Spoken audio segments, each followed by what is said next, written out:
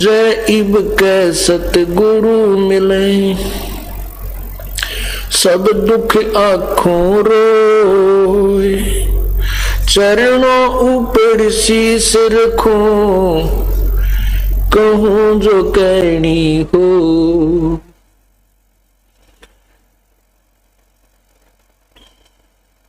कबीर गुरु जी मिलेंगे, पूछेंगे कुशलात। आदि अंत की सब कहूं, अपने दिल की बात। गुरु जी तुम ना भूलियो, चाहे लाख लोग मिल जाएं। हमसे तुमको बहुत है, तुमसे हमको न।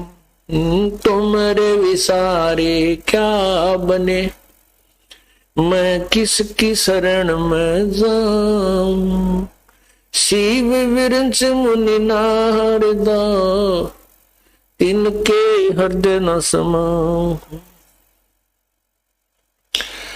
बंदी छोड़ दयाल जी, तुम तक हमारी दौड़े। जैसे कागज जहाज का, अब सूझत और न ठोरी।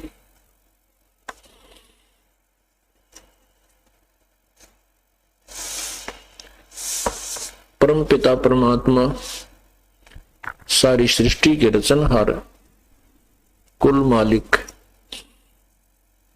कबीर परमेश्वर की असीम रजा से ये सत्संग चल रहा है। उस परमेश्वर की कृपा से ऐसे शुभ काम हुआ करते हैं। आज आपने सुबह के सत्संग में सुना कि ये काल भगवान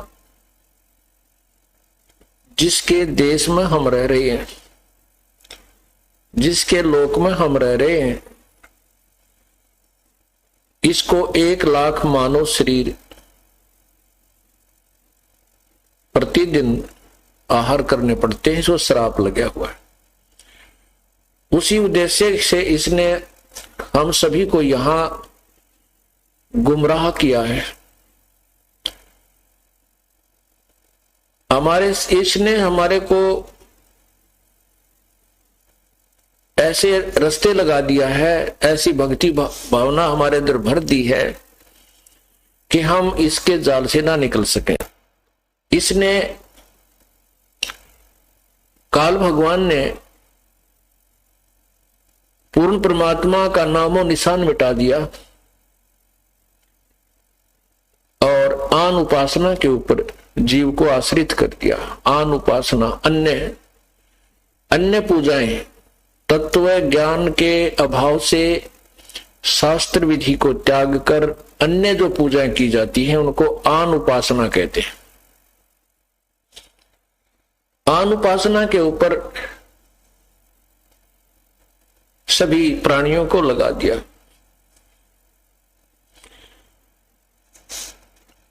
इसका उद्देश्य यही है कि इनको अपने पिता का पता ना लग जाए, अपने स्थान का पता ना लग जाए।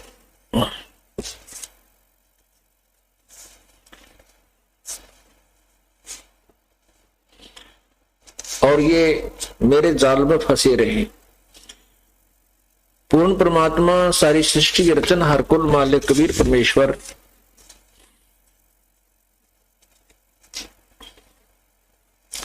स्वयं आकर के इस काल के जाल को तोड़ते हैं, अपने यथार्थ ज्ञान को बताते हैं, तत्व ज्ञान को समझाते हैं।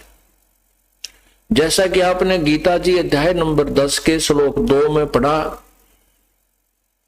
उसमें लिखा है कि गीता ज्ञान दाता ये काल भगवान कह रहा है कि अर्जुन, मेरी उत्पत्ति को न ये देवता जानते हैं, यानी ब्रह्मा विष्णु महेश आदि, और न ही ऋषि जन जानते हैं, क्योंकि ये सभी मेरे से उत्पन्न हुए हैं। इससे सिद्ध होता है कि ज्योति निरंजन जो काल है, जो गीता ज्ञान दे रहा है, उसका जन्म तो हुआ है, उसकी उत्पत्ति तो हुई है, लेकिन उसकी उत्पत्ति को ब्रह्मा विष्णु महेश और ऋषिजन ये नहीं जानते, देवता नहीं जानते, क्योंकि ये काल से ही उत्पन्न हुए हैं, ये काल के ही पुत्र पौत्र हैं। अब जैसे पिता की उत्पत्ति को पुत्र नहीं जानते, पुत्री नहीं जानती, संतान नहीं जान सकती, दादाजी बता दिया करते हैं। दादाजी को उसकी डेट ऑफ बर्थ भी याद होती है। इसी प्रकार पूर्ण परमात्मा इन सब का ज्योति निरंजन आदि का पिता है। उस परम पिता ने आकर के इस काल भगवान ज्योति निरंजन गीता ज्ञान दाता की उत्पत्ति को बताया है, जो आपने सृष्टि रचना में पढ़ा है, सुना है।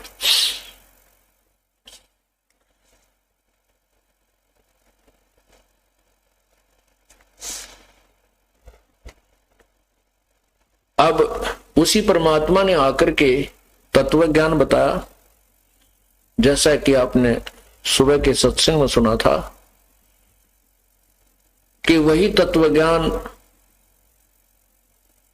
जो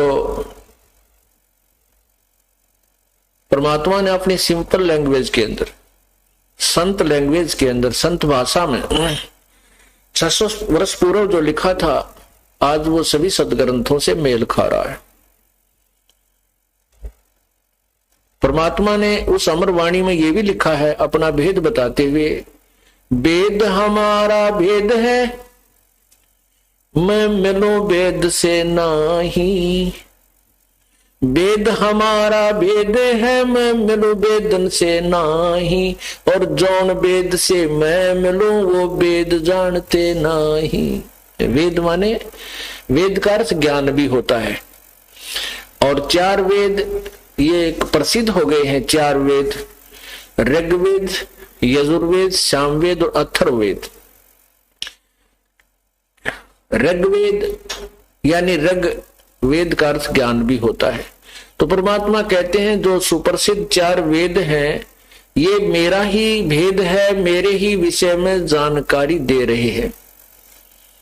लेकिन मैं मिलो वेदन से नाही, इन वेदों में वर्णित विधि से मेरी प्राप्ति नहीं हो सकती। इन 4 वेदों में वर्णित विधि से मेरी प्राप्ति नहीं हो सकती। और जौन वेद से मैं मिलूं वो वेद जानते नहीं। जिस वेद से, जिस ज्ञान से मेरी प्राप्ति होती है वो 4 वेदों में नहीं है। क्योंकि यजुर्वेद अध्याय नंबर 40 के श्लोक 10 में स्पष्ट किया है कि परमात्मा को कोई तो साकार बताता है, जन्म लेने वाला, कोई निराकार बताता है कि वो कभी जन्म ही नहीं लेता। इसके विषय में विशेष जानकारी, यथार्थ जानकारी तो तत्वदर्शी संत बताते हैं, उनसे सुनो। इससे सिद्ध हुआ कि वेद कंप्लीट नॉलेज नहीं रखते, वेदों में पूर्ण ज्ञान नहीं है। हाँ, जितना है वो ठीक है, ये भी नहीं कह सकते कि वेद ज्ञान है श्रेष्ठ है, लेकिन ये इनकम्प्लीट है और वेद ही बता रहे हैं। तो कंप्लीट ज्ञान या उस संपूर्ण ज्ञान किसके अंदर है? वो 5वां वेद है। और वो 7वां वेद, वो 5वां वेद कबीर वाणी है। कबीर वाणी, कबीर गिरह, वेद में उसको कबीर गिरह लिखा। कबीर गिरह, कबीर माने कबीर और गिरह माने वाणी, वो कबीर वाणी है। और वो कबीर वाणी परमात्मा ने 4 युगों में बोली है। तो वेदों में क्या लिखा है? यजुर्वेद अध्याय नंबर 40 के मंत्र 15 में स्पष्ट किया है कि मेरा तो ओम नाम है। और इस ओम नाम, ऐसे ही गीता जी अध्याय नंबर 8 के मंत्र 13 में लिखा है कि ओम इति एक अक्षरम व्यवहारन, ओम इति एक अक्षरम ब्रह्म व्यवहारन माम अनुसमरण, और ये प्रयाति तजन देहम सयाति परमाम गति। कि मेरा तो एक ओम नाम है, तो उसका अंतिम मुझ ब्रह्म का, माम ब्रह्म, मुझ ब्रह्म का केवल एक ओम नाम है, तो इसको अंतिम श्वास तक सिमरण करता है, वो मेरे वाली परम गति अर्थात मुझसे मिलने वाले लाभ को प्राप्त करता है।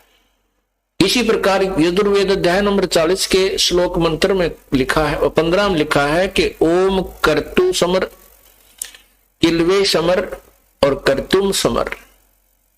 ओम नाम का जाप काम करते करते श्रवण करो और विशेष कसक के साथ, किलवे माने कसक के साथ, और कर्तु माने अपना परम कर्तव्य समझकर।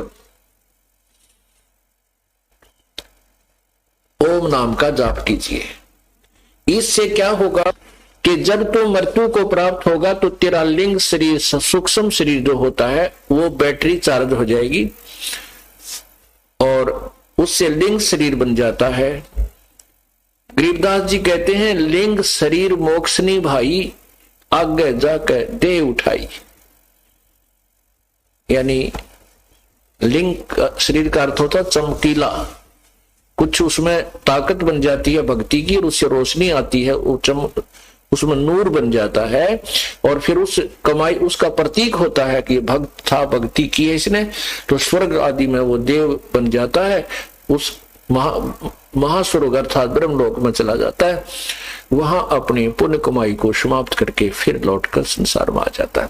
क्योंकि गीता जी अध्याय नंबर 8 के मंत्र 16 में स्पष्ट किया है कि ब्रह्मलोक तक सभी लोग पुनर्वृत्ति में, अर्थात वहां गए हुए प्राणी भी लौटकर संसार में आते हैं, और जो इस यथार्थता को नहीं जानते वो मुझे प्राप्त होकर भी जन्म मृत्यु को प्राप्त होते हैं। इस प्रकार पूर्ण परमात्मा ने आकर के बताया था कि वेद हमारा भेद है, मेरा ही भेद है, कबीर परमेश्वर कहते थे, पर मैं मिलूं वेदन से नाही, और जौन वेद से मैं मिलूं वो वेद जानते नहीं। जिस भी वेद से, जिस भी ज्ञान से अर्थात तत्व ज्ञान से मैं मिलूंगा उसका वेदों में वर्णन नहीं है। इसी प्रकार पवित्र गीता जी अध्याय नंबर 4 के श्लोक 34 में, वैसे तो 29, 30, 31 में स्पष्ट किया है कि कोई तो इस प्रकार पूजा करता है, कोई इस प्रकार पूजा करता है, कोई किसी प्रकार पूजा करता है, लेकिन चौथे अध्याय के 32वें श्लोक में लिखा है कि उस पूर्ण परमात्मा के मुख्य ज्ञान में, उन्हीं के मुख कमल से उच्चारित जो तत्व वास्तविक ज्ञान है, उसमें नाना प्रकार की भक्ति विधि विस्तार से लिखी है। उसके बारे में लिखा है चौथे अध्याय के 34वें श्लोक में कि उस ज्ञान को समझ, जो 8वें अध्याय के 32वें श्लोक में लिखा है ना कि पूर्ण परमात्मा ने अपने मुख कमल से अपने मुख्य ज्ञान अर्थात तत्व ज्ञान में बहुत प्रकार की विस्तृत विधि प्रभु के पाने की लिखी है। उस ज्ञान को समझ चौथे अध्याय के 34वें श्लोक में कहा है, और उसके लिए तत्वदर्शी संतों की खोज कर और उनको दंडवत प्रणाम करने से, कपट छोड़कर उनकी सेवा करने से, विनम्र भाव से उनसे प्रसन्न करने से वो तत्वदर्शी संत उस परमात्म तत्व की, पूर्ण परमात्मा के विषय में जो जानकारी देंगे उस तत्व ज्ञान को सुन और जैसे वो कहें फिर ऐसे कर उस परम पिता को प्राप्त होगा।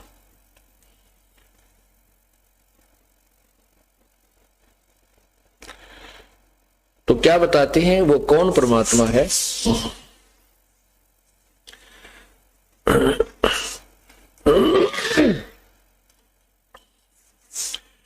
तत् कहन को राम है दूजा नहीं देवा, ब्रह्मा विष्णु महेश से जागी करते हैं सेवा। ये तत् कहन को राम है दूजा नहीं देवा, ब्रह्मा विष्णु महेश से जाकी करते हैं सेवा।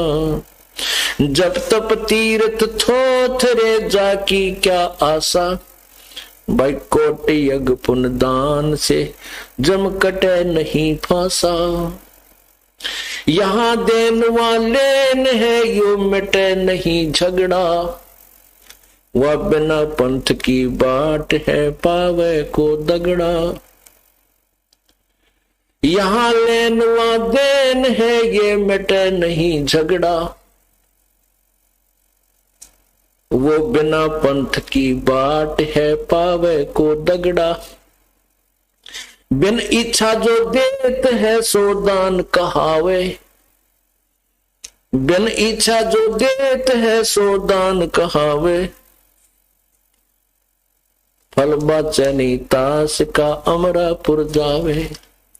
सकल दीप नौखंड के अक्षत्री जिन जीते, भाई सो तो पद में नान ले विद्या गुण चीते।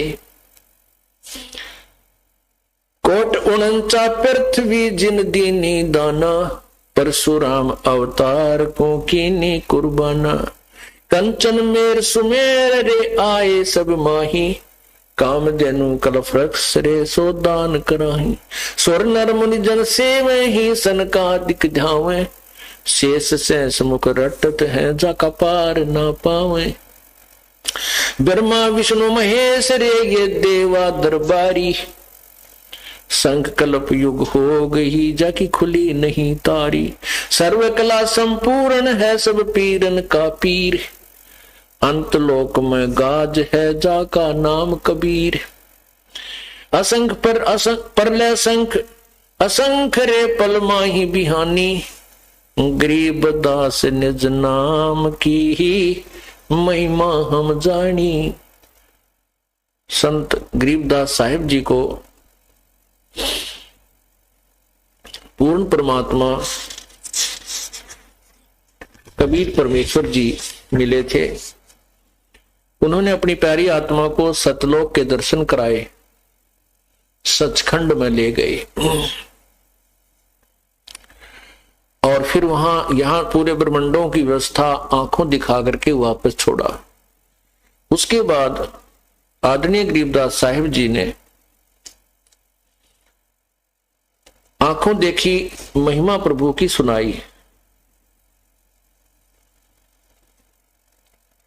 वो अभी आपने सुनी।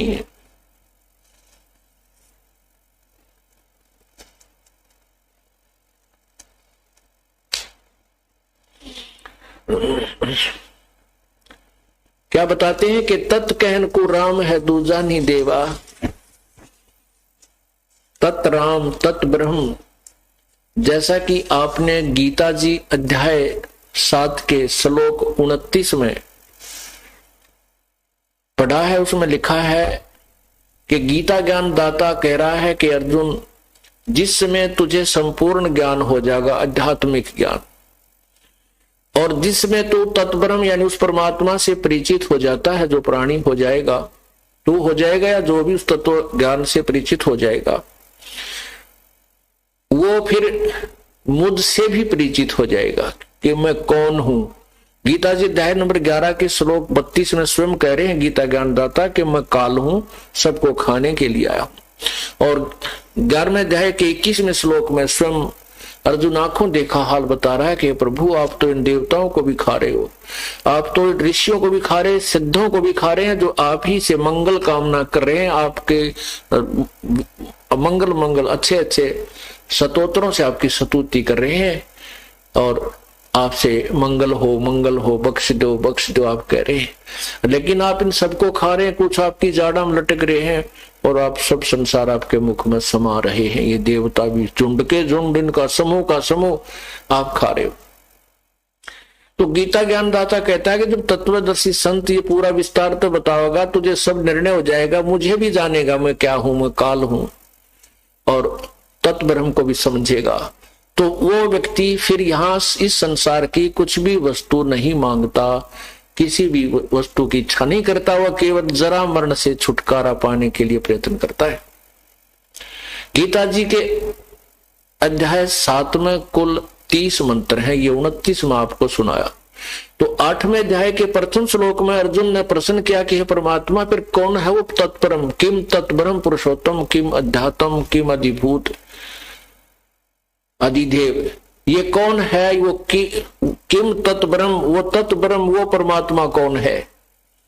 गीता ज्ञानदाता ने 8वें अध्याय के 3 मंत्र में उत्तर दिया है, वो परम अक्षर ब्रह्म है। तो यहां भी वो कहते हैं कि तत्ब्रह्म, गरीबदास जी महाराज वही गीता जी के ज्ञान को अपनी सिंपल लैंग्वेज में प्रभु की कृपा से बता रहे हैं। तत् कहन को राम है दूजा नहीं देवा, और कोई प्रभु नहीं है। देव माने प्रभु, परमात्मा। जैसे अन्य देवताओं की पूजा कहते हैं ना, जो हम दूसरे कोई, वो भी भगवान है, वो भी राम है, प्रभु है, छोटे छोटे स्वामी हैं, कहते हैं उन देवताओं की पूजा नहीं करनी चाहिए। गीता जी मना किया है। अन्य देवताओं की पूजा मूर्ख लोग करते हैं, एक परमात्मा को छोड़कर अन्य देवताओं की जो पूजा करते हैं वो अज्ञानी लोग, मंदबुद्धि के लोग क्या करते हैं। तो ये कहते हैं कि तत् कहण को राम है, वो तत् राम तत् ब्रह्म, वह परमात्मा, वो प्रभु, वो ही एक भगवान है कहने को, और कोई देव नहीं है, कोई भगवान, उसको परमात्मा, अन्य परमात्मा नहीं कहलाते। जैसे कहने को तो हम सभी को साफ बोलते हैं, लेकिन जो सुप्रीम पावर होती है उसकी महिमा न्यारी ही होती है। क्या बताना चाहते हैं कि जैसे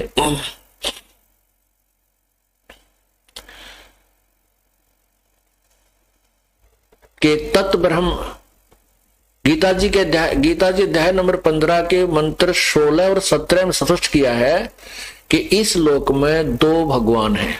पृथ्वी लोक बोलते हैं इसको, 21 ब्रह्मांड है जो ब्रह्म के, और 7 संग ब्रह्मांड पर ब्रह्म के।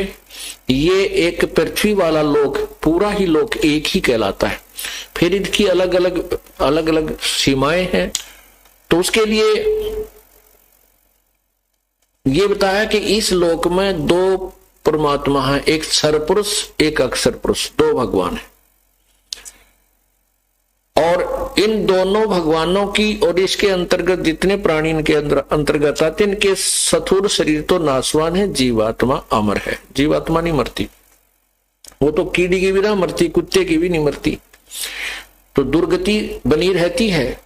फिर बताया है गीता जी के अध्याय नंबर 17 में, अध्याय नंबर 15 के श्लोक 17 में कहा कि उत्तम पुरुष है तू अन्य है और परमात्मा इति उदाहरते है।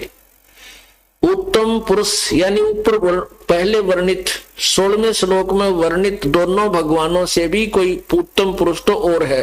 क्षर पुरुष ये ब्रह्म है, अक्षर पुरुष ये परब्रह्म, इनसे कोई और है उत्तम परमात्मा, सर्वश्रेष्ठ प्रभु, पुरुषोत्तम। वास्तव में जो पुरुषोत्तम कहा जाता है, पुरुष माने परमात्मा, उत्तम माने श्रेष्ठ, वो पुरुषोत्तम यानी वास्तव में पुरुषोत्तम। तो इनसे भी कोई और है और उसको भगवान परमात्मा इति उदाहरते, उसको भगवान कहा जाता है, परमात्मा। अब आपको परमात्मा की डेफिनेशन बताई जाएगी। परमात्मा वैसे तो परमात्मा का अर्थ होता है श्रेष्ठ आत्मा, उत्तिष्ठ आत्मा, उत्तिष्ठ उभरी हुई आत्मा, श्रेष्ठ आत्मा। अब वास्तव परमात्मा कौन है ये समझना है। अब इस श्लोक में गीता जी अध्याय नंबर 15 के श्लोक 17 में स्पष्ट कर रहे हैं कि उत्तम पुरुष है तू अन्य। वो तो गीता ज्ञान दाता खुद कह रहा है कि वो तो कोई और भगवान है। वो तत्वरम जो 7वें अध्याय के 29वें श्लोक में और 8वें अध्याय के तीसरे मंत्र में स्पष्ट किया है, उसी के विषय में यहां जानकारी है कि उत्तम पुरुष है तू अन्य और परमात्मा इति उदाहरते, जिसको भगवान कहा जाता है वो भगवान कहलाता है। और यह लोक त्रयम अविश्य विभर्ति सह अवय ईश्वर है। वो तीनों लोकों में प्रवेश करके सबका धारण पोषण करता है, वो अविनाशी परमात्मा, वास्तव में अविनाशी परमात्मा वो है। अब हम आपको परमात्मा की परिभाषा बताते हैं। वैसे तो राम कहो, साहेब कहो, अल्लाह गॉड खुदा कहो,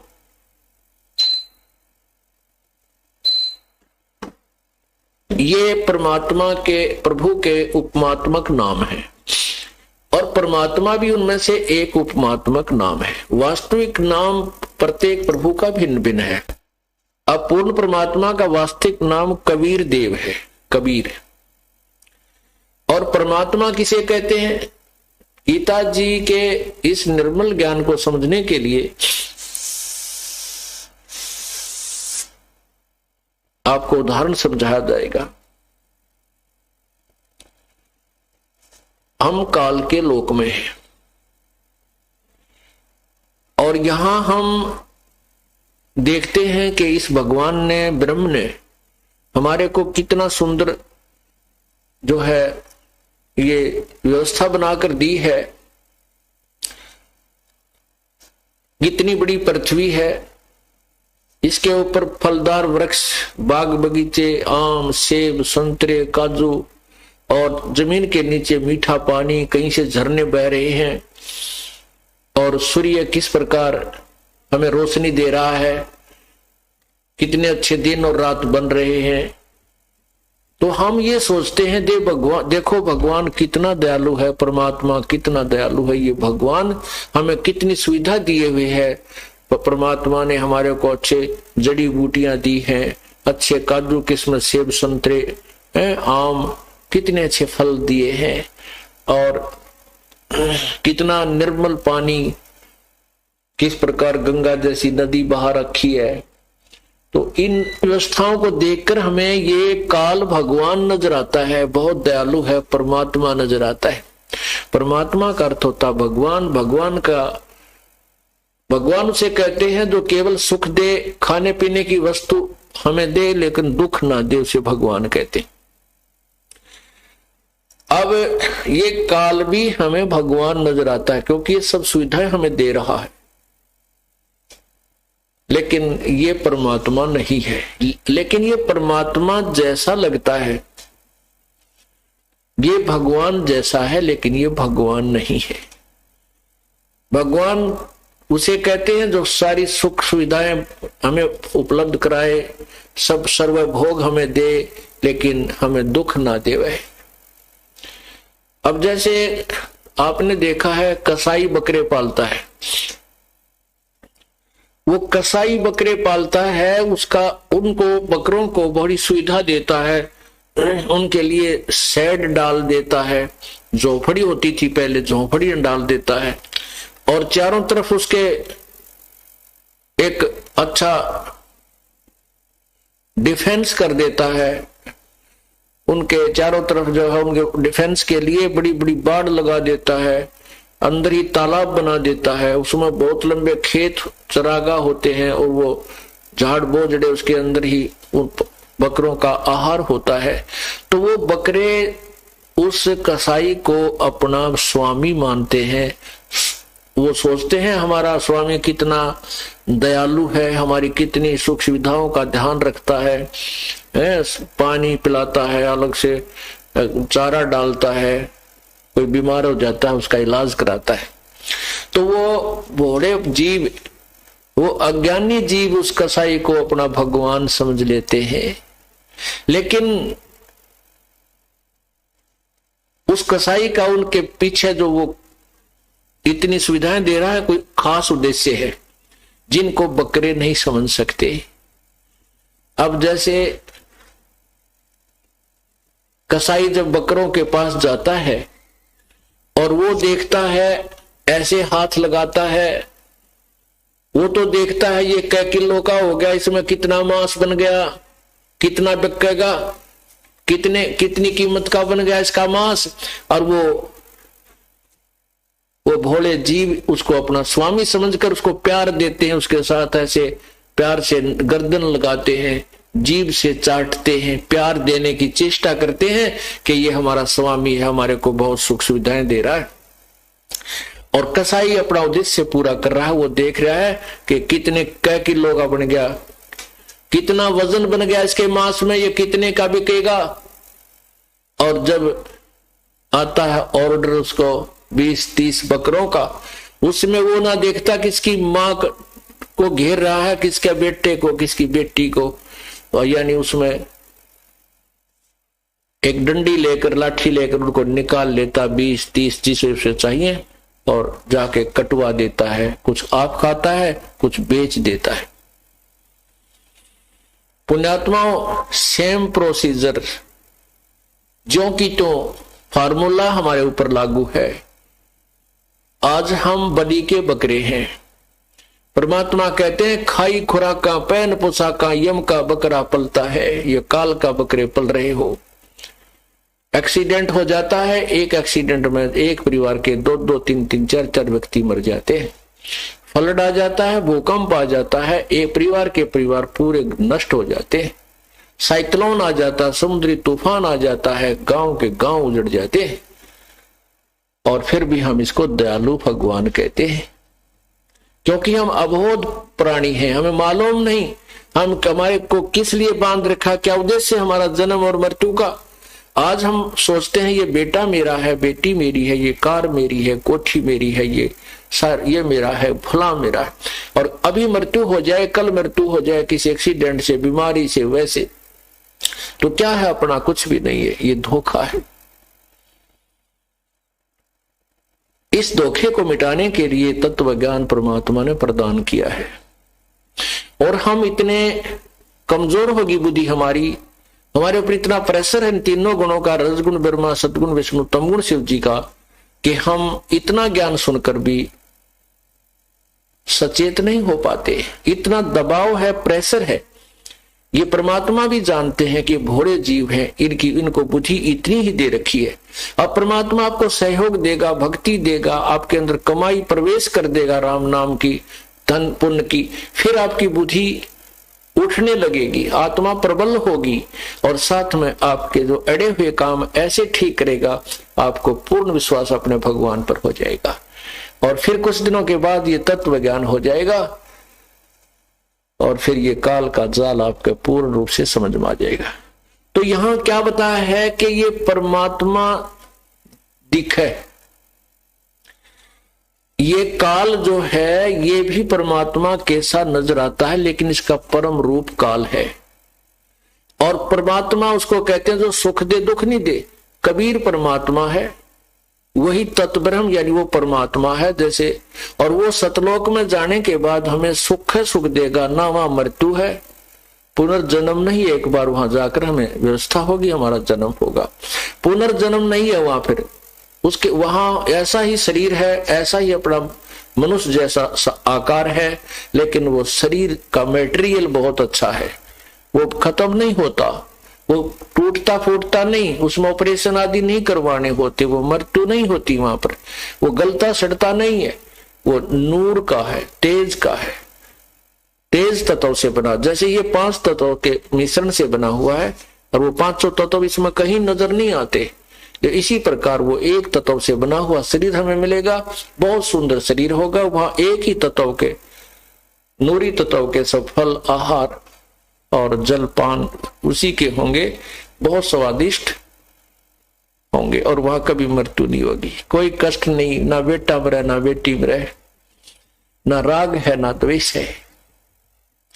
शंखों लहर मेहर की उपजे, कहर नहीं जा कोई, दास गरीब अचल अविनाशी, शोक का सागर सोई। शंखों लहर मेहर की उपजे, कहर नहीं जा कोई, दास गरीब अचल अविनाशी, सुख का सागर सोई। शंखों लहर, जैसे कई बार ऐसी स्थिति आ जाती है अपनी कि हम अंदर ही अंदर इतने खुश होते हैं कि हमें कोई भी पराया नजर नहीं आता, ना कोई शत्रु नजर आता है। ऐसी अंदर अंदर इतनी हिलोर सी उठती है, सुख सा अपने आप एक ऐसी हिलोर आती है, सब अपने से नजर आते हैं।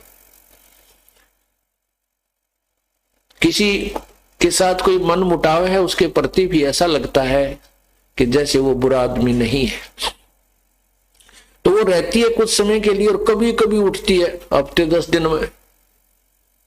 और परमात्मा कहते हैं वो जो सुख होता है, वो एक लहर आई सुख की, ऐसी ऐसी सतलोक में कहते हैं शंखों लहर मेहर की उपजे, वह मेहर की लहर थी। और उसके बाद फिर यहाँ पर कैर ही कैर है, उसको ऐसे कर दूंगा, वो न्यू क्यों बोला, उसने ऐसा कर दूंगा, उसने पैसे नहीं दिए, वो ऐसा हो गया, उसको ऐसे कर दूंगा। 36 प्रकार का कैर हमारे ऊपर टूट जाता है, हजारों प्रकार का, और उसी कहर में हम इस जीवन को व्यतीत करते रहते हैं। तो परमात्मा कहते हैं सतलोक में शंखों लहर मेहर की उपजे, कहर नहीं जा कोई है, वहां पर कोई कष्ट प्राणी को नहीं है। तो यहां बता रहे हैं कि तत् कहन को राम है दूजा नहीं देवा। अगर हम किसी को परमात्मा कहें तो केवल कबीर भगवान है, सतपुरुष परमात्मा है, और परमात्मा नहीं। परमात्मा का आप अर्थ समझ गए होगे।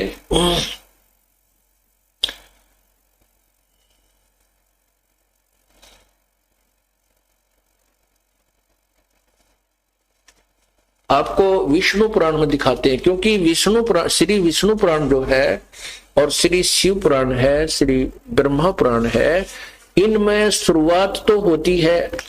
इसमें ये जो विष्णु नाम है ये काल की तरफ संकेत है, ज्योति निरंजन की तरफ संकेत है। और फिर इसी का पुत्र विष्णु है, उसकी भी महिमा इसके अंदर है। तो यहां लिखा है श्री विष्णु पुराण में कि उस विष्णु का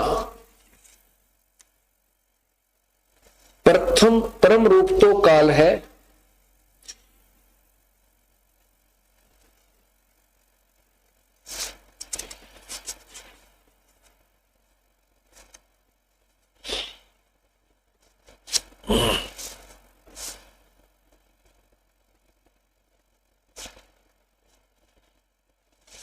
प्रथम तो रूप पुरुष है, लेकिन परम रूप उसका काल है। पुरुष माने प्रभु।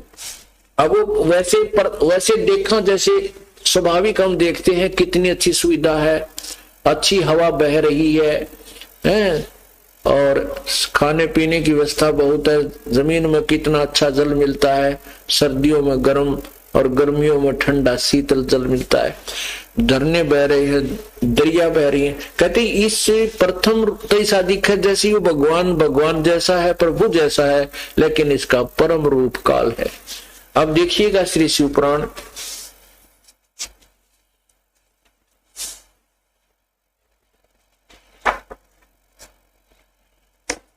ये है श्री विष्णु पुराण और ये गीता प्रेस गोरखपुर से प्रकाशित है। इसके अनुवादक हैं मुनीलाल गुप्त, अनुवादक हैं मुनीलाल गुप्त।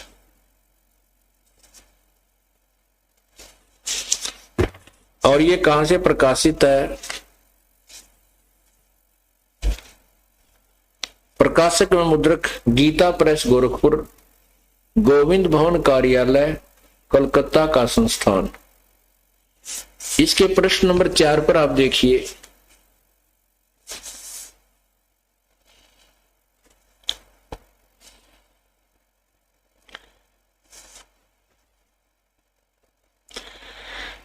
ये देखिएगा प्रश्न नंबर 5 पे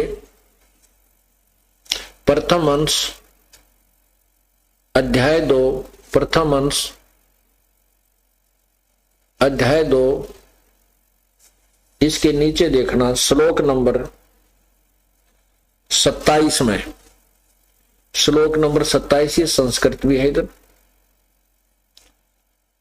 ये संस्कृत भी है और यहां इसका अनुवाद किया। हे मैत्रेय, प्रलय काल में प्रधान प्रकृति के साम्य अवस्था में सतीत हो जाने पर और पुरुष के प्रकृति से पृथक सतीत हो जाने पर विष्णु भगवान का काल रूप परिवर्त होता है, काल रूप परिवर्त होता है। अच्छा, अब क्या बताए हैं?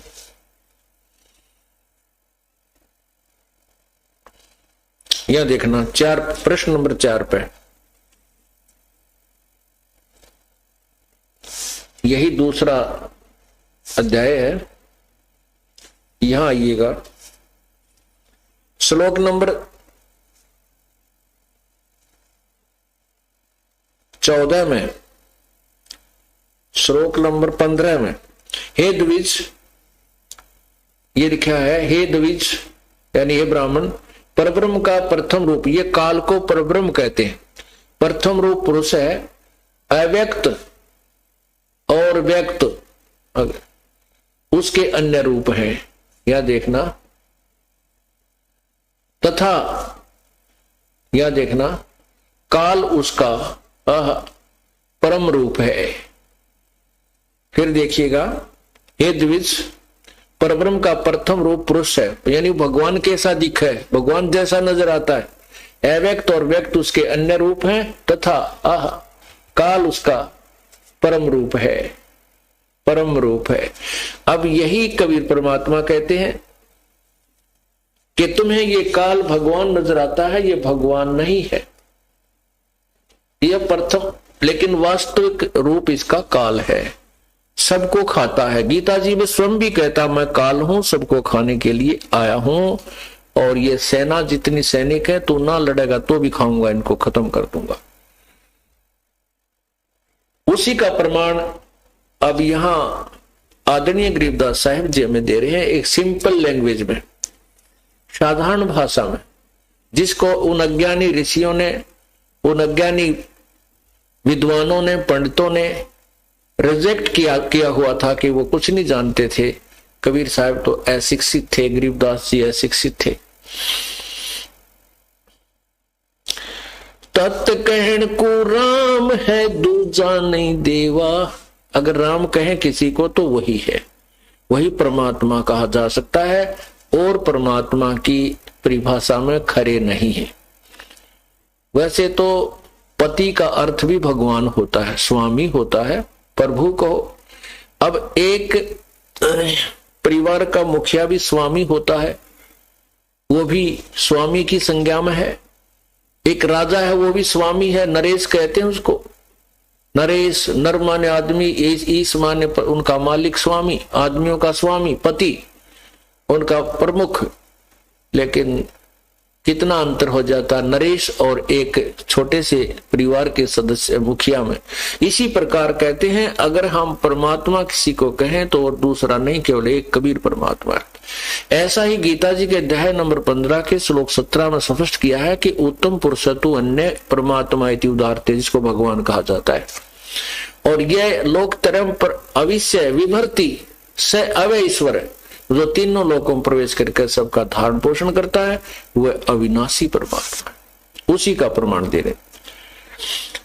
तत् कहन को राम है दूजा नहीं देवा, ब्रह्मा विष्णु महेश से जाकी करते हैं सेवा। ये ब्रह्मा विष्णु महेश जैसे भी उसी की पूजा करते। गीता ज्ञान दाता भी कहता है कि मैं उसी की शरण में हूं, उसी की पूजा करनी चाहिए। अपनात्मा ये पूजा तो करते हैं उसी पूर्ण परमात्मा की, लेकिन करने की विधि का ज्ञान नहीं है। इसलिए अपनी अटकलों से इन्होंने, किसी ने तप का सहयोग लिया है, किसी ने केवल ओम नाम का जाप, या किसी ने किसी, जैसे ये गायत्री मंत्र बना रखा था इन अनजान लोगों ने, गायत्री ओम भूर्भुवः स्वः तत्सवितुर्वरेण्यं भर्गो देवस्य धीमहि धियो यो न प्रचोदयात्। इस नाम भी गोट्या करते बिना वेरों पहले। ये क्या है किसी को नहीं मालूम था, कोई किसा तुक्के मारा, कोई कैसे तुक्के मार रहा था। ये यजुर्वेद के अध्याय 36 का मंत्र नंबर 3 है। उसके साथ ओम शब्द नहीं है, ओम अक्षर नहीं है, और ओम अक्षर इस श्लोक के साथ नहीं लगना चाहिए, क्योंकि ओम जो है ये ब्रह्म का जाप है, और इस मंत्र में पूर्ण परमात्मा की महिमा है। यदि हम राष्ट्रपति के साथ डीसी साहब कहो, राष्ट्रपति को डीसी साहब, यदि हम राष्ट्रपति को साथ में डीसी कहें तो वो क्या समझेगा हमारी बुद्धि को कि ये मूर्ख है, प्रसन्न नहीं होगा बल्कि नाराज होगा। तो ओम जाप इस मंत्र के साथ नहीं लगना चाहिए। आप देखिएगा यजुर्वेद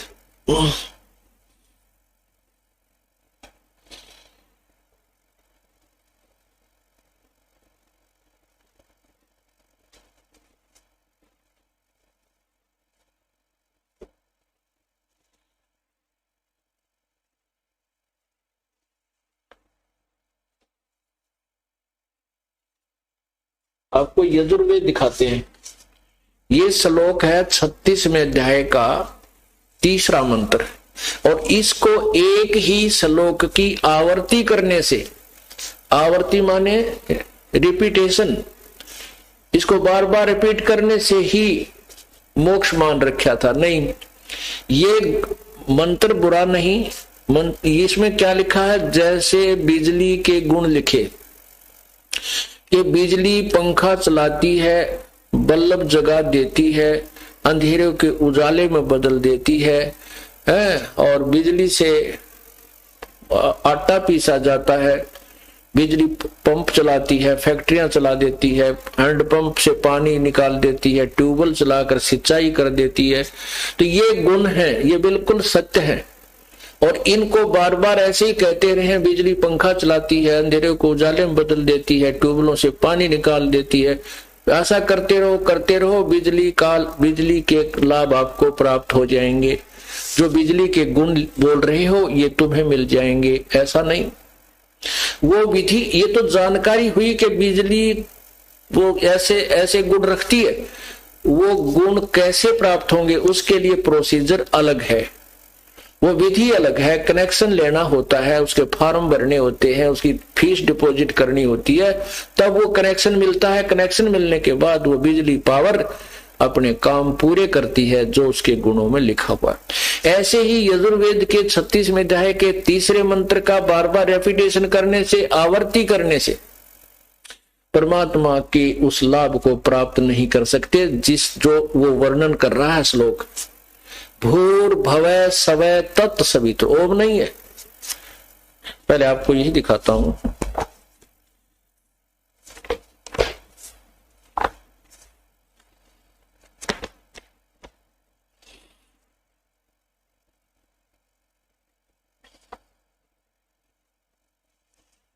ये देखिएगा, ये है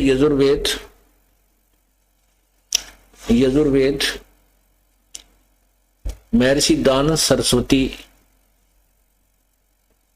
द्वारा अनुवादित, इसका अनुवाद किया गया है।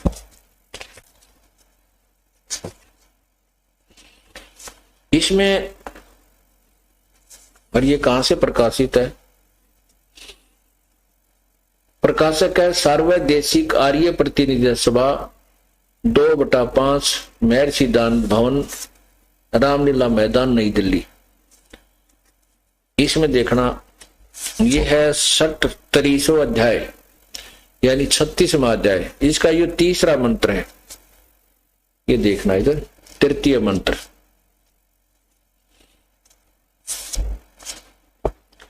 ये 3य मंत्र है, यहां से शुरू होता है भूर्भुवः स्वः तत्सवितुर्वरेण्यं भर्गो देवस्य धीमहि और धियो यो ने प्रचोदयात्।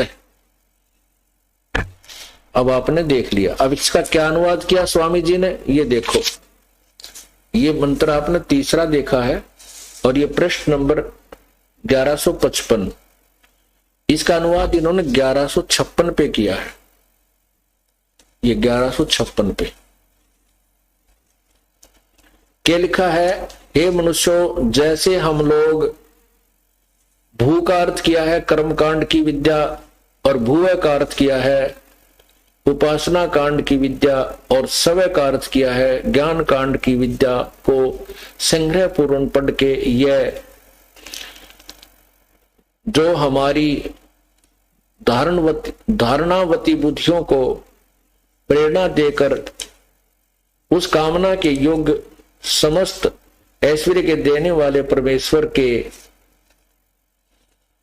उस इंद्रियों से न ग्रहण करने योग्य प्रोक्ष सब दुखों के नाशक तेज स्वरूप का ध्यान करें, वैसे तुम लोग भी इसका ध्यान करो। अब क्या अर्थ किया है इन्होंने, ये आपने देख लिया, के अनुवाद किया स्वामी जी ने। ये तो अनुवाद किया इन्होंने सत्यार्थ प्रकार, इसमें वेद का, क्योंकि वेद ज्ञान तो प्रभु का दिया हुआ है, अनुवाद इसका अपने अपने तरीके से सभी ने किया है। स्वामी दयानंद जी को यह भी ज्ञान नहीं था, उसमें उनको ये नहीं मालूम कि तुम ये गायत्री मंत्र कहां से लिया। उन्होंने, स्वामी जी ने कहा कि ये भूर्भुव ओम, ये तो हम अर्थ पहले कर दिया, भूर्भुवः स्वः, ये 3 मंत्र तो आरंक है, आरण्यक एक ऋषि का लिखा हुआ शास्त्र है, उस आरण्यक से लिए हैं, और शेष के बारे में कुछ नहीं लिखा। इसके अनुवाद में और उसके अनुवाद में दिन रात का अंतर है। इसमें लिखा है भू का अर्थ कर्मकांड की विद्या, ज्ञान कांड की विद्या आदि आदि। ये देख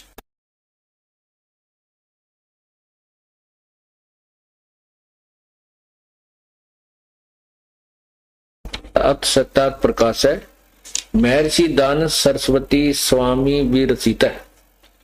और ये कहां से प्रकाशक है? वैदिक यति मंडल, दान मठ दीनानगर पंजाब। कहां से छपा, कहां से है? प्रकाशक है वैदिक यति मंडल, दान मठ दीनानगर पंजाब। और नीचे देखिए मुद्रक है आचार्य प्रिंटिंग प्रेस, दान मठ गोहाना मार्ग रोहतक। इसके अंदर तीसरे समोल्लास में 38 पृष्ठ पे, अब देखो ये स्वामी जी ने, ये है 38 पृष्ठ, और ये समोल्लास है तृतीय। इसमें ओम ये है,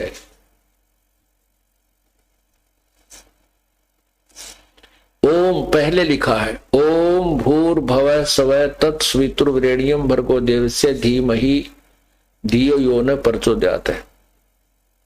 इस मंत्र में जो प्रथम ओंकार है, इसका अर्थ प्रथम समोल्लास में कर दिया है, वो तो पहले लिख दिया इन्होंने, वहीं से जान लेना। अब 3 महाआहुतियां, व्याहुतियों के अर्थ संक्षेप में लिखते हैं। भूरित व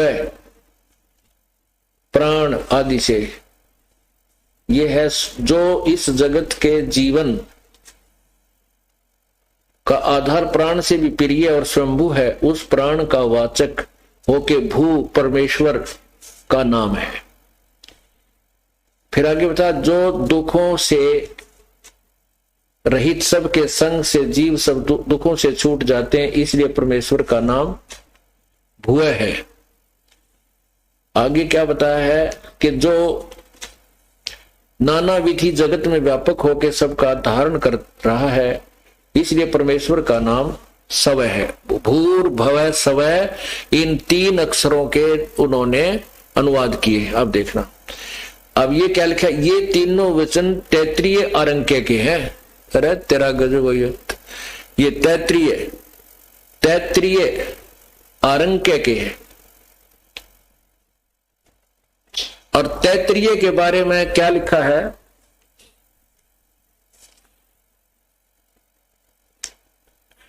एक याज्ञवल्क्य नामक एक ऋषि हुआ है, याज्ञवल्क्य,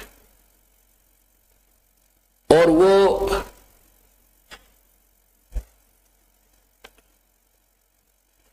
एक ऋषि का शिष्य था। उस ऋषि ने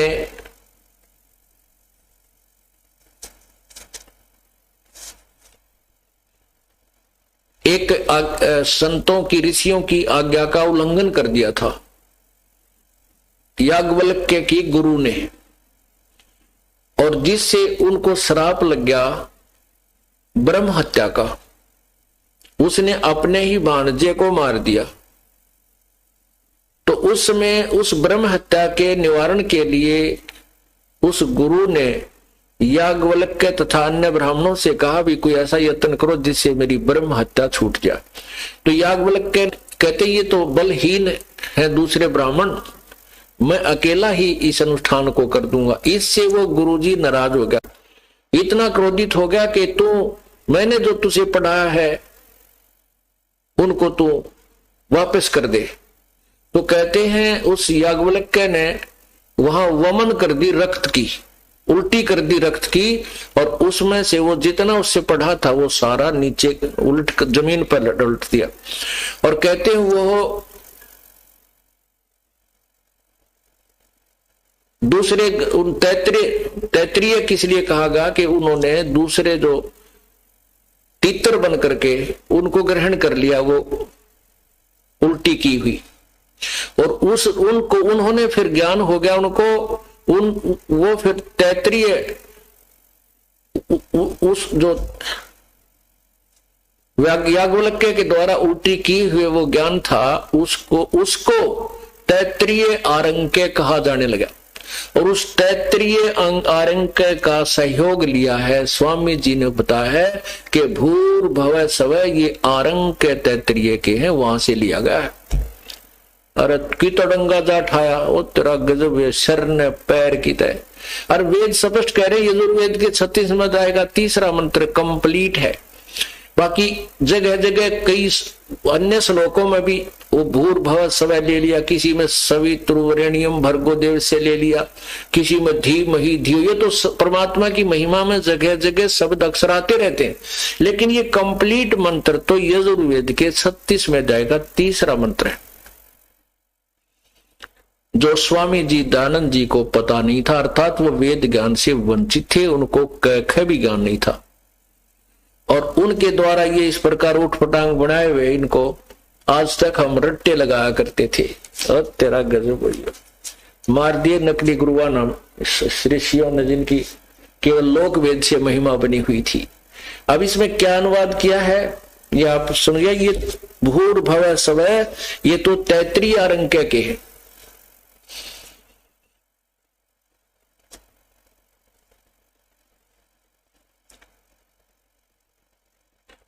और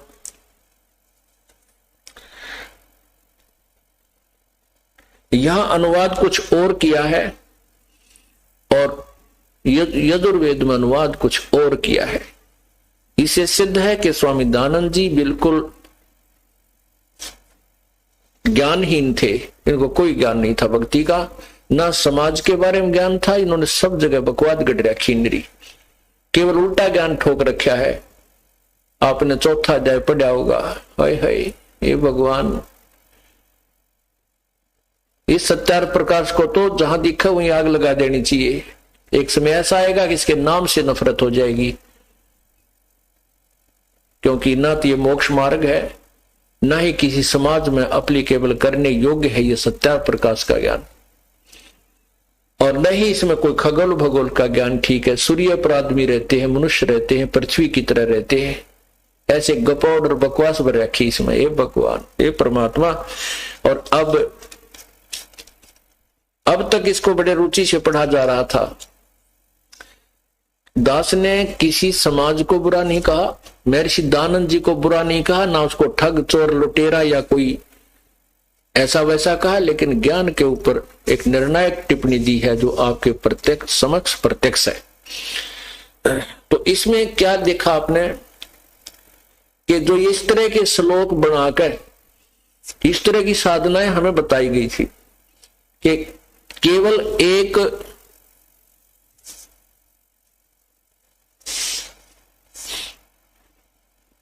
किसी भी शास्त्र के किसी भी श्लोक को लेकर के उसकी बार बार रिपीटेशन करने से, उसके जाप बार बार करने से, उसका जो आवर्ती करने से लाभ तो है, लेकिन मोक्ष लाभ नहीं है।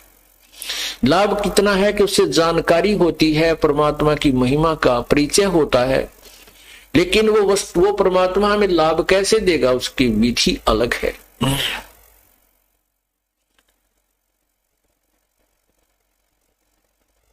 तो यहां बता रहे हैं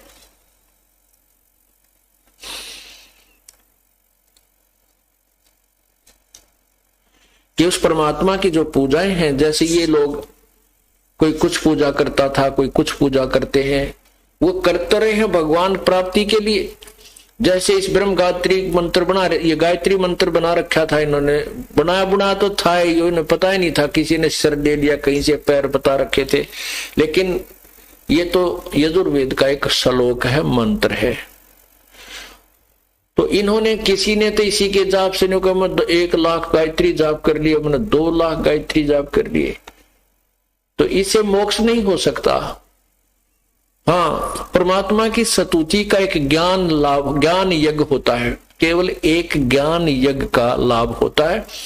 वो चाहे गीता जी को के श्लोकों को पढ़ लीजिए, चाहे वेदों के श्लोकों को पढ़, मंत्रों को पढ़िए, और चाहे कबीर परमेश्वर की अमर वाणी को, चाहे गुरु नानक देव जी की अमर वाणी को, चाहे संत गरीबदास जी महाराज की अमर वाणी को पढ़िए। इससे केवल ज्ञान यज्ञ का एक ही फल मिलेगा, और यज्ञ का फल है स्वर्ग। जैसे ग्लूकोज होता है, जैसे बीमार रोगी व्यक्ति को ग्लूकोज चढ़ा दिया जाता है तो उसको शरीर को कुछ सहारा मिलता है, लेकिन रोग नहीं कटता। रोग काटने का ट्रीटमेंट उससे न्यारा होता है। वो कैप्सूल, उसकी गोलियां, ऑपरेशन जो भी करना है वो ट्रीटमेंट भिन्न है। ठीक इसी प्रकार केवल एक ग्लूकोज चढ़ाने मात्र से ही हम उसको प्रॉपर ट्रीटमेंट नहीं मान सकते, उसको रेगुलर ट्रीटमेंट नहीं मान सकते।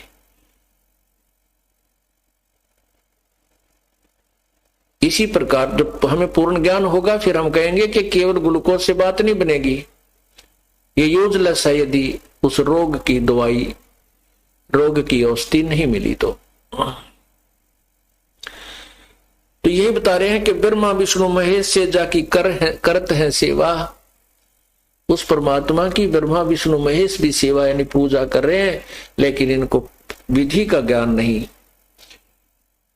अब यही समस्या आती है कि आम व्यक्ति ये सोचता है कि ये रामपाल सबको कहता है, ये भी ठीक नहीं, ब्रह्मा विष्णु महेश को भी ज्ञान नहीं, इसका मतलब ये अपने आप को ज्ञानी मानता है। मैं नहीं मानता अपने आप को ज्ञानी। दास तो केवल सदग्रंथों में लिखे हुए रहस्य को आपके सामने प्रकट कर रहा हूं और उसे प्रमाणित कर रहा हूं कि सच्चाई कहां है, कौन कितने पानी में है, आपके सामने दिखा रहा हूं। अपने सदग्रंथ बता रहे हैं जो पहले ही रहस्य इनके अंदर छुपा था, और ये अज्ञानी महर्षि और ये संत और गुरु, ये ब्राह्मण नहीं जान सके। ये दास आपको पढ़ कर सुना रहा है, बस इतना सा काम कर रहा हूं। और वो जड़ी, वो विधि, वो तरीका प्रॉपरली ए से लेकर जेड तक, यानी पूर्ण ज्ञान उस पर परमात्मा की प्राप्ति का मुझ दास को है।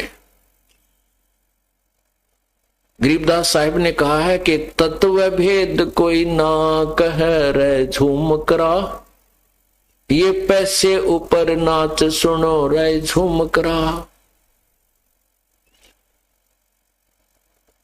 अब तत्व भेद कोई ना कहे, फिर कहते हैं कोटों मध्य कोई नहीं रे झूम करा, अरबों में कोई गर्क सुनो रे झूम करा।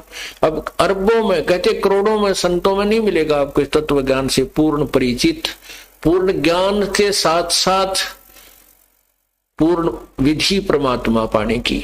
ये गर्क बोलते हैं उसको, गर्क माने पूर्ण रूप से परिपूर्ण। अरबों में, अरब संतों में कोई संत मिलेगा आपको जो गर्क होगा, हर विधि से ज्ञान भी परिपूर्ण होगा, उसका समाधान भी परिपूर्ण होगा। अब जैसे अरब संतों में लिखा, अरब संतों में, अरब गुरुओं में कोई एक परम संत मिलेगा, तत्वदर्शी संत गर्क मिलेगा, यानी पूर्ण परिचित मिलेगा। अब एक गांव में अगर 20,000 आबादी है, उसमें जनसंख्या है, तो 5,000 गुरु पाएंगे। 5,000 गुरु, 5,000 गुरु कैसे होंगे? किसी के लड़के का कोई तकलीफ होगी तो सास तो बताओगी बारलिया की दर्दे, बारली देवी बारलिया की ऐसे 100 रुपया रख दे। पड़ोसन आओगी नोगे थर भी इसकी भीतर लिया की दर्दे। कोई बताओगी चौराहे की रख दे। कोई कहेगा तुम्हारे श्याम जी की पूजा है उसकी बोल दे। ऐसे उस बच्चे के लिए सुरक्षा, उसकी संकट मोक्ष के लिए मनमाने को 20 विधि बताने वाली आ जाए, नारी नारी बुढ़िया, ये सारे गुरु हो गए। तो ऐसे एक गांव में 5,000 गुरु तो कम से कम है। तो ऐसे कहते हैं। फिर कोई हनुमान जी की विधि बताने वाला, कोई श्री राम जी की विधि बताने वाला, कोई श्री कृष्ण जी की, कोई शिव जी की ही, और कोई भैरव भूत के जंतर मंत्र बताने वाले की गिनती को नहीं। तो ऐसे बताया कि करोड़ों में कोई है नहीं रजू मकरा। कोई ब्रह्मा विष्णु महेश तक की पूजा बताता है, कोई ब्रह्म तक की बताता, अगत को जानता ही नहीं। ब्रह्म तक आगे तक किसी की बुद्धि है ही नहीं। तो यहां बताया है कि अरबों में कोई ग्रक सुनो रहे झुमक रहा, अरब संतों में, अरब गुरुओं में कोई एक तत्वदर्शी संत अर्थात पूर्ण गुरु, जगत गुरु मिलेगा। वो गर्क परिपूर्ण होगा, ज्ञान भी पूरा होगा और उसका समाधान भी पूरा होगा। अब जैसे कबीर साहब की वाणी को कबीर पंथी लोग बहुत पढ़ते हैं और पूरा आश्रय रखते हैं, लेकिन परमात्मा के पाने की विधि को नहीं, वो तरीका उनके पास नहीं है, वो समझ नहीं सके। तो उस ज्ञान से भी, वो ज्ञान भी व्यर्थ है, ज्ञान भी व्यर्थ है जब तक समाधान नहीं है। तो इसलिए आपको ज्ञान हो गया कि आपका भयंकर बीमारी है और औषधि है नहीं, तो उस ज्ञान का क्या बने? वो तो डॉक्टर चाहिए, जो जड़ी, वैद्य चाहिए जो जड़ी बना कर रख रखी है, वो जड़ी देगा तो ठीक हो जाएगा। इस प्रकार बताया है। कहते हैं अब अपने अपने हिसाब से सब साधना करते हैं, कोई कुछ कर रहा है, लेकिन वो परमात्मा की पूजा ही कर रहे हैं। ब्रह्मा विष्णु महेश भी परमात्मा के ढूंढने की, पूर्ण परमात्मा की, लेकिन समाधि लगाते हैं, हठ योग करते हैं, जो शास्त्र विरुद्ध साधना है। विष्णु पुराण में लिखा है कि विष्णु जी ने एक बार 12,000 वर्ष तक तप किया, हठ योग किया। शिव पुराण में लिखा है शिव जी ने 88,000 वर्ष तक हठ योग किया, जो सब शास्त्रों में मना किया है कि तप करने से मोक्ष नहीं है। तप से राजमद ये प्रतिफल है तप करने का। तो क्या बताते हैं, जप तप तीर्थ थोथरे जाकी क्या आशा, भाई कोटि यज्ञ पुण्य दान से कट जम कटे नहीं फांसा।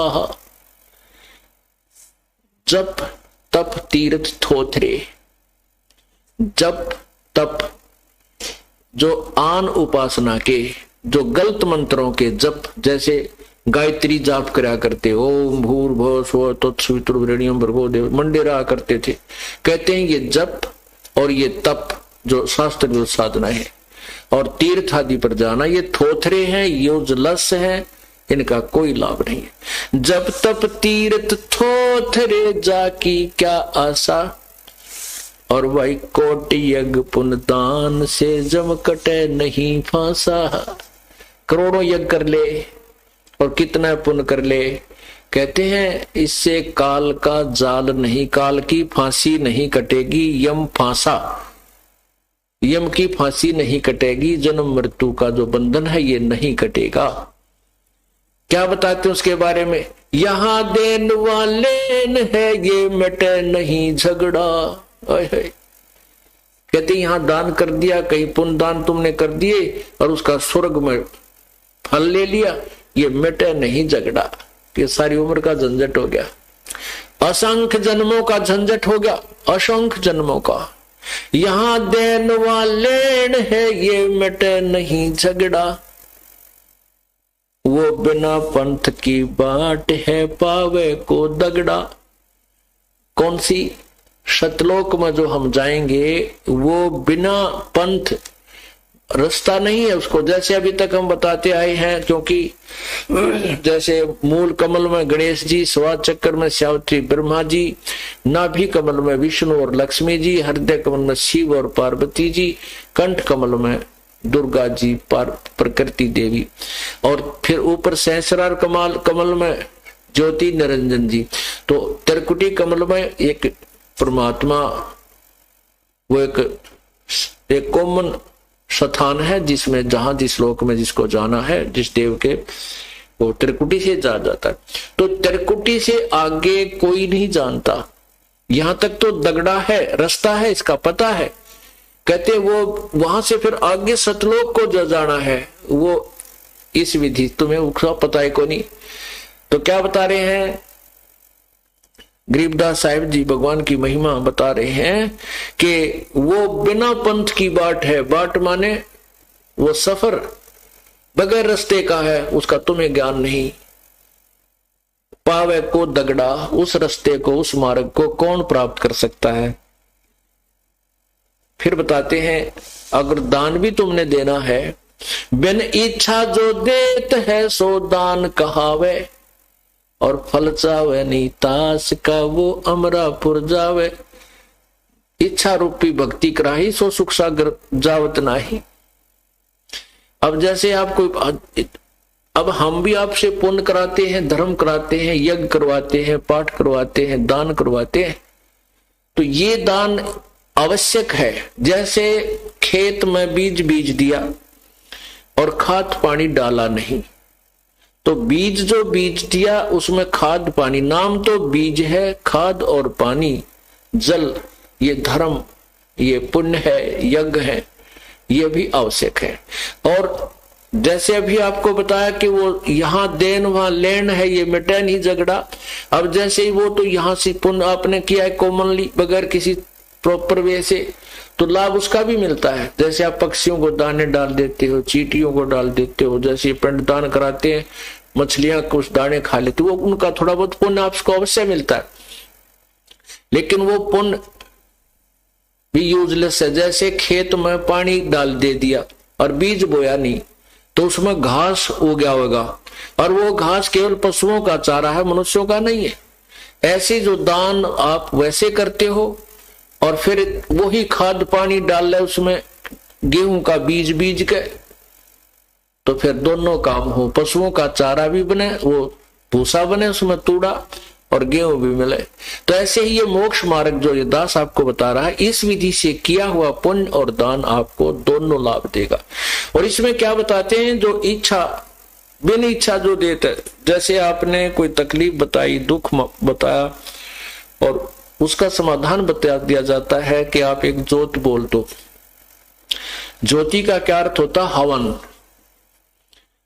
आपने हवन वही मान रखा है कि एक कुंड में लकड़ियां डालकर, ऊपर घी डालकर स्वाहा स्वाहा ये वेद के कोई मंत्र बोलते रहे। अग्नि घी को प्रज्वलित कर देना, ये हवन यज्ञ है। मंत्र बोलने का ज्ञान यज्ञ का फल है। अब ये केवल मंत्र बोल दिए और हवन कर दिया, ये केवल एक हवन यज्ञ और ज्ञान यज्ञ का फल आपको मिला। तो इन दोनों से काम नहीं चलेगा। तो जैसे हम आपको हम ज्योति जलाते हैं, एक रुई की बाती बनाकर और उसको खड़ा लगाते हैं, इसको अमर ज्योत बोलते हैं, और उससे हम घी उससे सभा करते हैं, जलाते हैं, तो वो हवन हो जाता है। वो हवन यज्ञ का लाभ आपको प्राप्त कराते हैं। तो उससे क्या होता है कि आपने जो तकलीफ आपको होगी, आपके पुण्य नहीं है, तो वो हवन जो यज्ञ आपने किया उसका प्रतिफल आपको भगवान देता है। और जो आपका काम उस हवन यज्ञ के कारण होना था वो हो जाता है, और आपका दान बराबर हो गया। और आप बिन इच्छा से देते हो उसका ठीक है, क्योंकि प्रारंभ में आपने ये भी करना होगा ताकि आप तब तक आपकी भक्ति ज्यादा बन जाए और परमात्मा आपको सहयोग और देने लग जाए। सर्वप्रथम तो प्रभु आपको अपने कोटे से, कबीर परमात्मा अपने कोटे से आपको सुख देता है। फिर आपको विधि बताई जाती है, आप ऐसे कीजिए, ऐसे कीजिए। जैसे सरकार ग्रांट देती है, सब्सिडी दे देती है। अब सब्सिडी इसलिए देती है कि ये अपने पैरों पर खड़ा हो जाए, अपना धंधा कर ले, अपना घर बसा ले, ये कुछ अपने जो निर्धनता को दूर कर ले। और वो कुछ करता नहीं है, सब्सिडी ने लेकर खा पी कर अपना दारू धुप्पा पी कर बर्बाद कर देता है, वो ज्यों का त्यों रह जाता है, वो बराबर हो जाता है।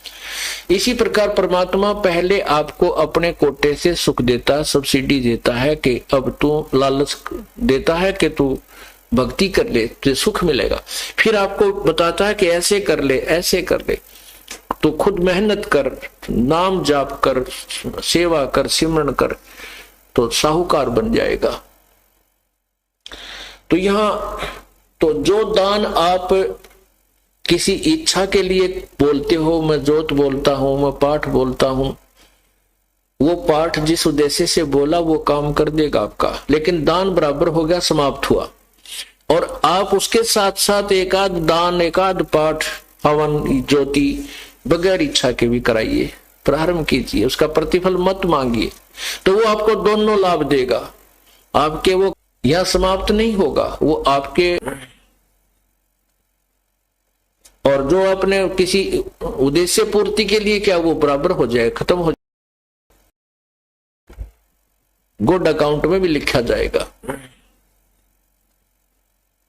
और जो अपने किसी उद्देश्य पूर्ति के लिए क्या वो बराबर हो जाए, खत्म हो जाएगा। इस प्रकार इस ज्ञान को समझना है। क्या बताते हैं, बिन इच्छा जो देत है सो दान कहावे, और फल बचे नहीं तास का अमरापुर जावे। तो वो जो पुण्य आपने बगैर इच्छा के जो दान किया है, पाठ करवाए हैं, उसको वो आपको दोनों लाभ देगा। जो पाठ के लेवल का लाभ वो तो देगा ही देगा, और साथ में अमरलोक में जाने में सहयोग देगा। भक्ति में भी आपका उसका कुछ क्रेडिट जोड़ दिया जाएगा, अर्थात परलोक के लिए भी वो सेव रह जाएगा, बच जाएगा।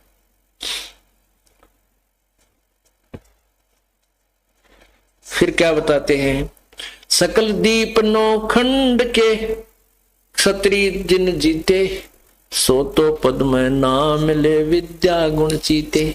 जैसे हम महिमा गाते थे, परशुराम जी भगवान विष्णु के अवतार हैं, और उन्होंने पृथ्वी के सभी क्षत्रियों को मार डाला था, काट दिया था। कहते हैं वो भी परमात्मा नहीं पा सके जो इतने बलवान थे, और ये पाप इकट्ठे कर लिया, चौधरी बना के भेज दिया, अवतार बना के भेज दिया काल ने, और यह ड्यूटी दे दी मानस मारण की। पहले नो कहे अवतार था। अब जितने भी उसने ये क्षत्रिय मारे हैं उसके बैड अकाउंट में लिखे गए परशुराम जी के, और कोई पुण्य किया होगा, कोई धर्म किया वो उसके गुड अकाउंट में। और जब वो 84 लाख योनियों में आएगा ये परशुराम जी, वो जितने भी जीव इसने मारे इसके कितने कीड़े पड़ेंगे, कुत्ता बनेगा शर्मक, कीड़े जख्म हो जाएगा, कीड़े पड़ेंगे, इसको खाओगे नोच नोच कर। ऐसी दुर्गति ये काल हम इनकी कर रहा है। तो यहाँ क्या कहते हैं कि सकल दीप नौखंड के अक्षत्रिय जिन जीते, सो तो पद में ना मिले विद्या गण जीते।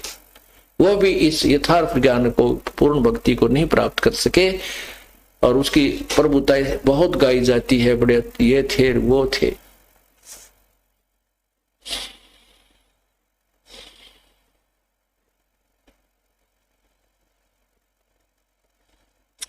स्वर नर मुनिजन सेव ही सनकादिक से ध्यावे, शेष सेष मुख रटत है जा कपार ना पावे। अब शेष नाग के 1000 मुख बताते हैं, और एक मुख में 2 जीव। कहते हैं वो भी भगवान रट रहा है, उसी परमात्मा को पाने की चेष्टा कर रहा है।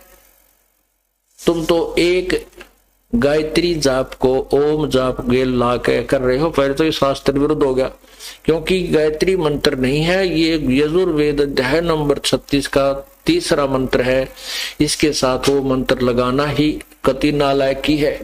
जैसे मोटर गाड़ी की या मोटरसाइकिल के पिस्टन के साथ कोई नट वेल्ड कर दे और अपनी प्रभुता दिखावा कि ये नट बहुत बड़ी, अब ये पिस्टन और ज्यादा कारीगर हो गया, बढ़िया हो गया, कामयाब हो गया, उसने तो उसका नाश कर दिया, व्यर्थ कर दिया वो पिस्टन। उसके साथ नट जोड़ के वो तो कंपनी ने पहले ही स्पेसिफाइड बना रखा था। परमात्मा ने यजुर्वेद के 36वें अध्याय के तीसरे मंत्र में यो मंत्र लिखा हुआ है और प्रभु का बोला हुआ, इसके साथ कोई छेड़छाड़ करनी मूर्खता की बात होती है, उससे लाभ नहीं हानि हो सकती है। तो ये गायत्री जाप को हम करते थे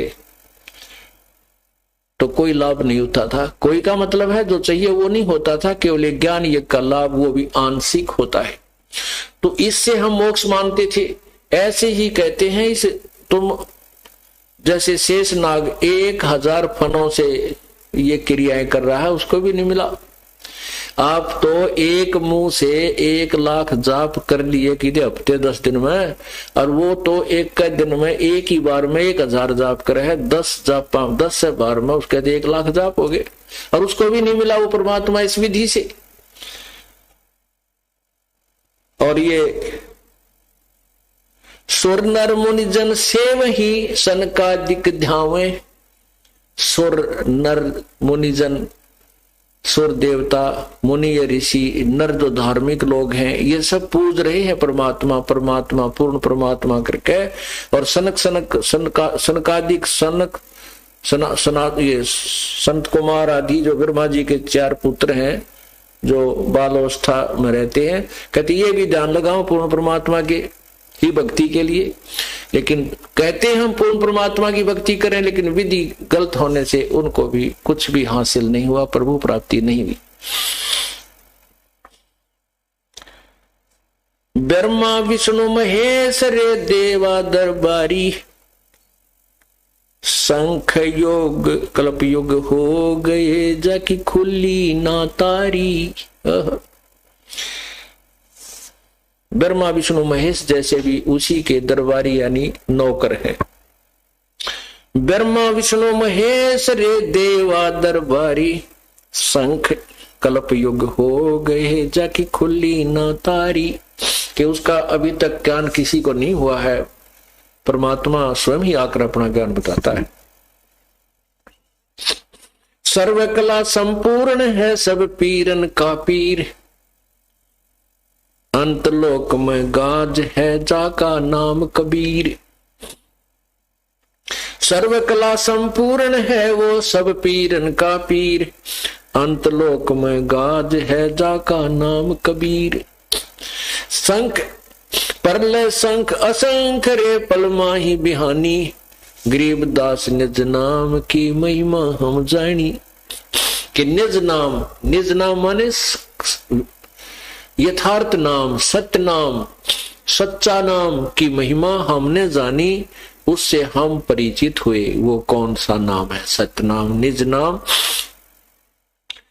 सुख के सागर राम है दुख मोचन होई। अब यहां राम शब्द जो है, जैसे आपने भी पढ़ा कि तत्कैण को राम है दूजा नहीं देवा। अब यहां कह रहे हैं दूसरे शब्द में कि सुख के सागर राम है दुख मोचन होई, और पत्थर पानी प्रतिमा से तेरा नहीं कोई। अब सुख के सागर राम है। अब हम पहले हमारी बुद्धि, जब हमें ज्ञान नहीं था, तत्व ज्ञान नहीं था, तो हम जब भी राम शब्द कोई मुख से उच्चारण करते थे तो हमारा श्री रामचंद्र जी, दशरथ पुत्र श्री रामचंद्र जी विष्णु अवतार के ऊपर हमारी सुई चली जाती थी बुद्धि की, और हम उन्हीं को सुप्रीम पावर मान लेते थे। जहां भी राम का नाम जपो भाई, तो हम उसी राम को फाइनल गॉड मानते थे, सुप्रीम गॉड मानते थे। अब यहां क्या बता रहे हैं कि सुख के सागर राम है दुख मोचन होई। दुख मोचन माने संकट मोचन, जैसे दुख मोचन, वही हमारे संकटों का निवारण करने वाले राम, अर्थात और तो कोई देव है ही नहीं जिसको हम राम संज्ञा में लें, जिसको हम परमात्मा की संज्ञा में लें। तो अब हमारा जो तत्व ज्ञान से निर्णय हो गया है, स्पष्ट हो गया है, ये तो कंसेप्ट ही क्लियर हो गया है कि कबीर ही गॉड है, वही पूर्ण परमात्मा है, उसी की भक्ति से पूर्ण मोक्ष है। तो उसके विषय में बता रहे हैं कि सुख के सागर राम है दुख मोचन होई, और पत्थर पानी प्रतिमा से कोई तेरा नहीं कोई। पत्थर की मूर्ति प्रतिमा बना के किसी गंगा जमुना आदि में स्नान करने से, तीर्थ में नहाने से कोई पार नहीं हुआ आज तक। जैसा कि आपने सुबह के सत्संग में सुना था कि भगवान श्री कृष्ण ने स्वयं यादवों को, सभी यादवों को कहा था कि आप जाइए और जमुना में स्नान कीजिए, तुम्हारा दुर्वासा का दिया हुआ श्राप नष्ट हो जाएगा जमुना स्नान करने से। लेकिन नहीं हुआ, सभी के सभी उस श्रापवश लड़के मर गए। अर्थात परमात्मा श्री कृष्ण जी द्वारा बताया गया समाधान व्यर्थ था कि जमुना में नहाने से तुम्हारा श्राप नष्ट हो जाएगा। वो समाधान सही नहीं था। इसी प्रकार गरीबदास जी परमात्मा कबीर साहिब की महिमा बताते हुए और ज्ञान को यथार्थ निर्णय तरीके से बताते हुए कह रहे हैं कि पत्थर पानी प्रतिमा से तेरा नहीं कोई। फिर क्या बताते हैं? नारद मुनि धरु को मिले जिन नाम सुनाया, और कल्प युग हो गए फिर अभी गर्भ नहीं आया। अब कहते हैं कि जैसे ध्रुव जी को नारद मुनि मिले थे तो उन्होंने उसको नाम बताया था कि नाम जप। तो उन्होंने ध्रुव जी ने नाम जपा तो वो एक कल्प युग तक, एक कल्प में 1008 युग होते हैं, चतुर्युग। तब तक यानी ब्रह्मा के एक दिन तक ध्रुव जी स्वर्ग में, महास्वर्ग में रहेंगे। उनको अलग से स्थान बनाकर दे रखा। फिर वो अपने पुण्य समाप्त होने के पश्चात 84 लाख योनियों में फिर से आएंगे। तो यहां क्या बताते हैं कि यदि तुमने थोड़ा बहुत लाभ भी लेना है तो भी उस नाम के जो यहाँ का मंत्र है ब्रह्म का, इसी का सहारा लेकर के कुछ राहत प्राप्त कर सकते हो। तो और ये पत्थर पानी में जो मूर्ति आदि बनाकर तुम केवल इसी पूजा पर आधारित हो, इससे तो आपको कोई लाभ नहीं होगा। फिर क्या बताते हैं, प्रहलाद भक्त परवान है धुन गर्भ लगाई, कबीर पुरुष की बंदगी रोशन भई भाई। अब कहते हैं प्रहलाद ने भी गर्भ में ही परमात्मा का ध्यान प्रारंभ कर दिया था, क्योंकि ये पुण्य आत्मा कई जन्म जन्मांतर से भक्ति करते हुए आ रहे थे। विष्णु पुराण में लिखा है कि ध्रुव को विष्णु जी कह रहे हैं कि ध्रुव ये तेरी इसी जन्म, ध्रुव को नारद जी कह रहे हैं कि ये तेरी इस जन्म की कमाई नहीं, तू पहले भी प्रभु का भक्त था। ऐसे ही जो विष्णु रूप में प्रकट हुए थे प्रभु, अपनात्मा, ये तत्व ज्ञान है। जब ध्रुव को किसने दर्शन दिए थे, ये पूर्ण परमात्मा ने दिए थे। पूर्ण परमात्मा ने विष्णु रूप धार के उसको दर्शन दिए थे, क्योंकि वो विष्णु की ही साधना मानकर जाप कर रहा था। तो जिस बीच कहते तीनों लोकों में प्रवेश करके सबका धारण पोषण वही पूर्ण परमात्मा ही करता है। जो भी जिसकी साधना कर रहा है जैसे, तो उसका फल भी वो प्रभु ही प्रदान करता है। तो विष्णु पुराण में कहा कि ध्रुव तू पिछले जन्म, कई जन्मों से तू मेरी भक्ति करता हुआ आ रहा है। और जब विष्णु जी के रूप में पूर्ण परमात्मा प्रकट होकर ध्रुव को मिले, ध्रुव ने क्या मांगा, राज मांगा। अब देखो, अंधा आंख मांगता है, निर्धन धन मांगता है, और निसंतान केवल संतान ही मांगता रहता है। अब ध्रुव को यह खटक लगी थी कि मुझे राज नहीं मिला, मैं राज प्राप्ति करूं, राज प्राप्ति करूं। मेरे भाई को राज मिल गया। तो भगवान ने कहा, रखे मांगा तो नहीं, ये अगर तू मोक्ष मांगता तो मुझे तुझे मोक्ष देता। इस प्रकार हमें अधूरे ज्ञान से, तत्व ज्ञान ना होने से हमने मांगना भी ना आता भगवान से। तो यहां क्या बता रहे हैं कि इसी प्रकार प्रहलाद भी कई जन्मों के जन्मांतरों से पुण्यात्मा थी, भक्ति करता हुआ आ रहा था। तो ऐसी पुण्यात्माओं का काम शीघ्र बन जाता है, या पिछले जन्म का जो संग्रह भजन था साथ में तुरंत और मिल जाता है, वो जल्दी उनसे रिजल्ट आने शुरू हो जाते हैं। तो यहाँ कहते हैं ध्रुव प्रहलाद ने भी माँ के गर्भ में ही प्रभु की याद अधिक बनी हुई थी। और फिर कहते हैं कबीर पुरुष की रोशनी बंदगी रोशन भई भाई। अब वो साधनाएं भी प्रहलाद को क्या मिला, राज्य मिला। प्रहलाद को क्या मिला, स्वर्ग का राज्य मिला। और स्वर्ग का राज्य समाप्त होने के बाद फिर 84 लाख योनियां मिली, यही फल उनको मिला। ले कहते हैं कबीर पुरुष की बंदगी अब रोशन हुई भाई। है उस पूर्ण परमात्मा की साधना अब प्रकट होगी, प्रकाशित होगी, अब ये रोशन हो गई है। उस कबीर परमात्मा की भक्ति करने से मोक्ष होगा। अब कैसे साधना करनी चाहिए परमात्मा की, पूरी श्रद्धा से परमात्मा की भक्ति करनी चाहिए। कोई भी हम पुण्य दान करते हैं उसमें भी हमारी श्रद्धा अटूट होनी चाहिए।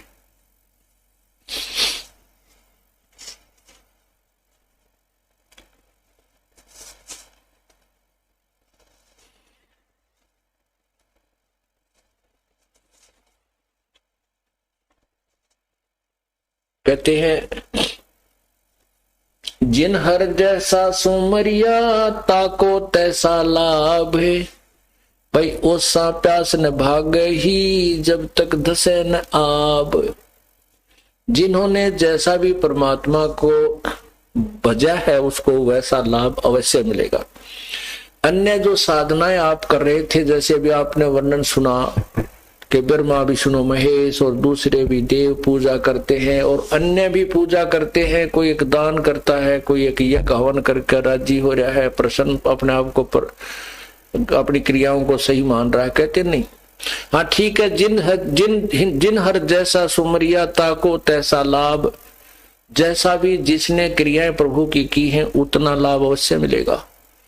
लेकिन ओसा प्यास न भाग ही, ओस चाटने से प्यास नहीं बुझ सकती। जब लग धसे नहीं आब, जब तक गट गट 2 गिलास 3 गिलास पानी नहीं पी ले प्यासा व्यक्ति, प्यास नहीं बुझ सकती ओस चाटने से। तो अन्य जो क्रियाएं हम करा करते, मंगलवार ने 1.25 किलो उसना 1.25 रुपये का प्रसाद बूंदी लाया करते, वह बैठ देते, वो ओस चाटा करते। और यहां तक भी ब्रह्मा विष्णु महेश की पूजा, ब्रह्म तक की पूजा, परब्रह्म तक की पूजा भी पूर्ण मोक्षदायक नहीं है। कहते हैं यहाँ लेन व देन है, ये मिटे नहीं झगड़ा, वो बिना पंथ की बाट है पावे को दगड़ा। उस पूर्ण परमात्मा की साधना से हमें लाभ होगा।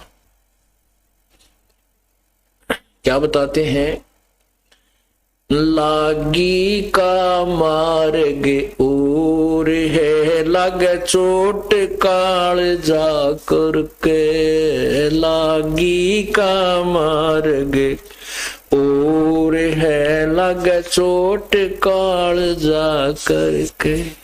लग चोट काल जा करके, लग चोट काल जा करके। लागी का मार्ग और है, लग चोट कले जा करके।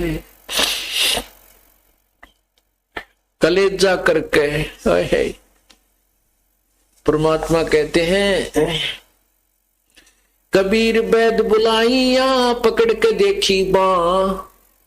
बैद न बेद न जाने ही मेरा करक कलेजे मां। परमात्मा कहते हैं जो भक्त बहन भाई जो भक्त बन जाते हैं, सच्ची श्रद्धा से वो भक्ति करते हैं, परमात्मा की चाह उनका इतनी हो जाती है कि कबीर प्रभु कहते हैं कि भक्त अपने ऊपर लेते हैं। प्रभु कहते हैं मैं परमात्मा की, यानी एक भक्त प्रभु की चाह में उसकी इतनी जबरदस्त कसक बना उसके हृदय में कि लोग तो उसको बीमार समझने लग जाए कि ये तो सूखता जावा है, उदास सा रहता है, किसी से बोलता है कोई ना। तो परमात्मा कहते हैं मेरी ऐसी स्थिति होगी, मेरी मीन भक्त की। जो सच्चा भक्त होता है, श्रद्धा से जो भक्ति करता है, कहते हैं कबीर बैद बुलाइया पकड़ के देखी बां। के वैद घर वालों ने सोचा है बच्चा बीमार हो गया, लड़का हमारा भाई बहन जो भक्ति कर रहा है, जो ना बोलता ना कोई हमारे से बात करता, गुमसुम सा रहता है, और डॉक्टर बुला लिया वैद। उसने नाड़ी देखी, जो कहे वैद ना वेद न जान ही, मेरे दुख ने वैद नहीं जान सका क्योंकि मेरा करक कलेजे में, मेरे तो उस भगवान की तड़फ है कालजे में, दिल में वह करक लाग रही है, वह कसक है। करक माने चीज, एक विशेष चाह होती है किसी वस्तु की, तड़फ। तो क्या कहते हैं, लागी का मार्ग और है, लग चोट काल जा करके, लग चोट काल जा करके, लग चोट काल जा करके। लागी का मार्ग और है, लग चोट काल जा करके।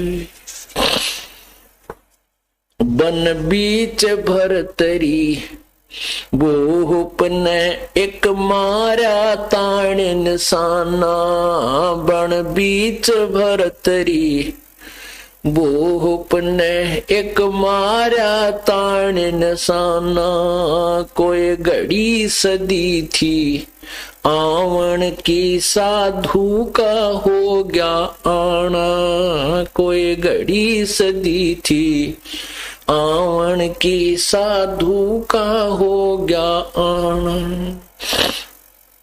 ये कोई मुआ मर्ग जवा दियो न तार धरो न बाणा, ये मुआ मर्ग जवा दियो नहीं तार धरो न बाणा।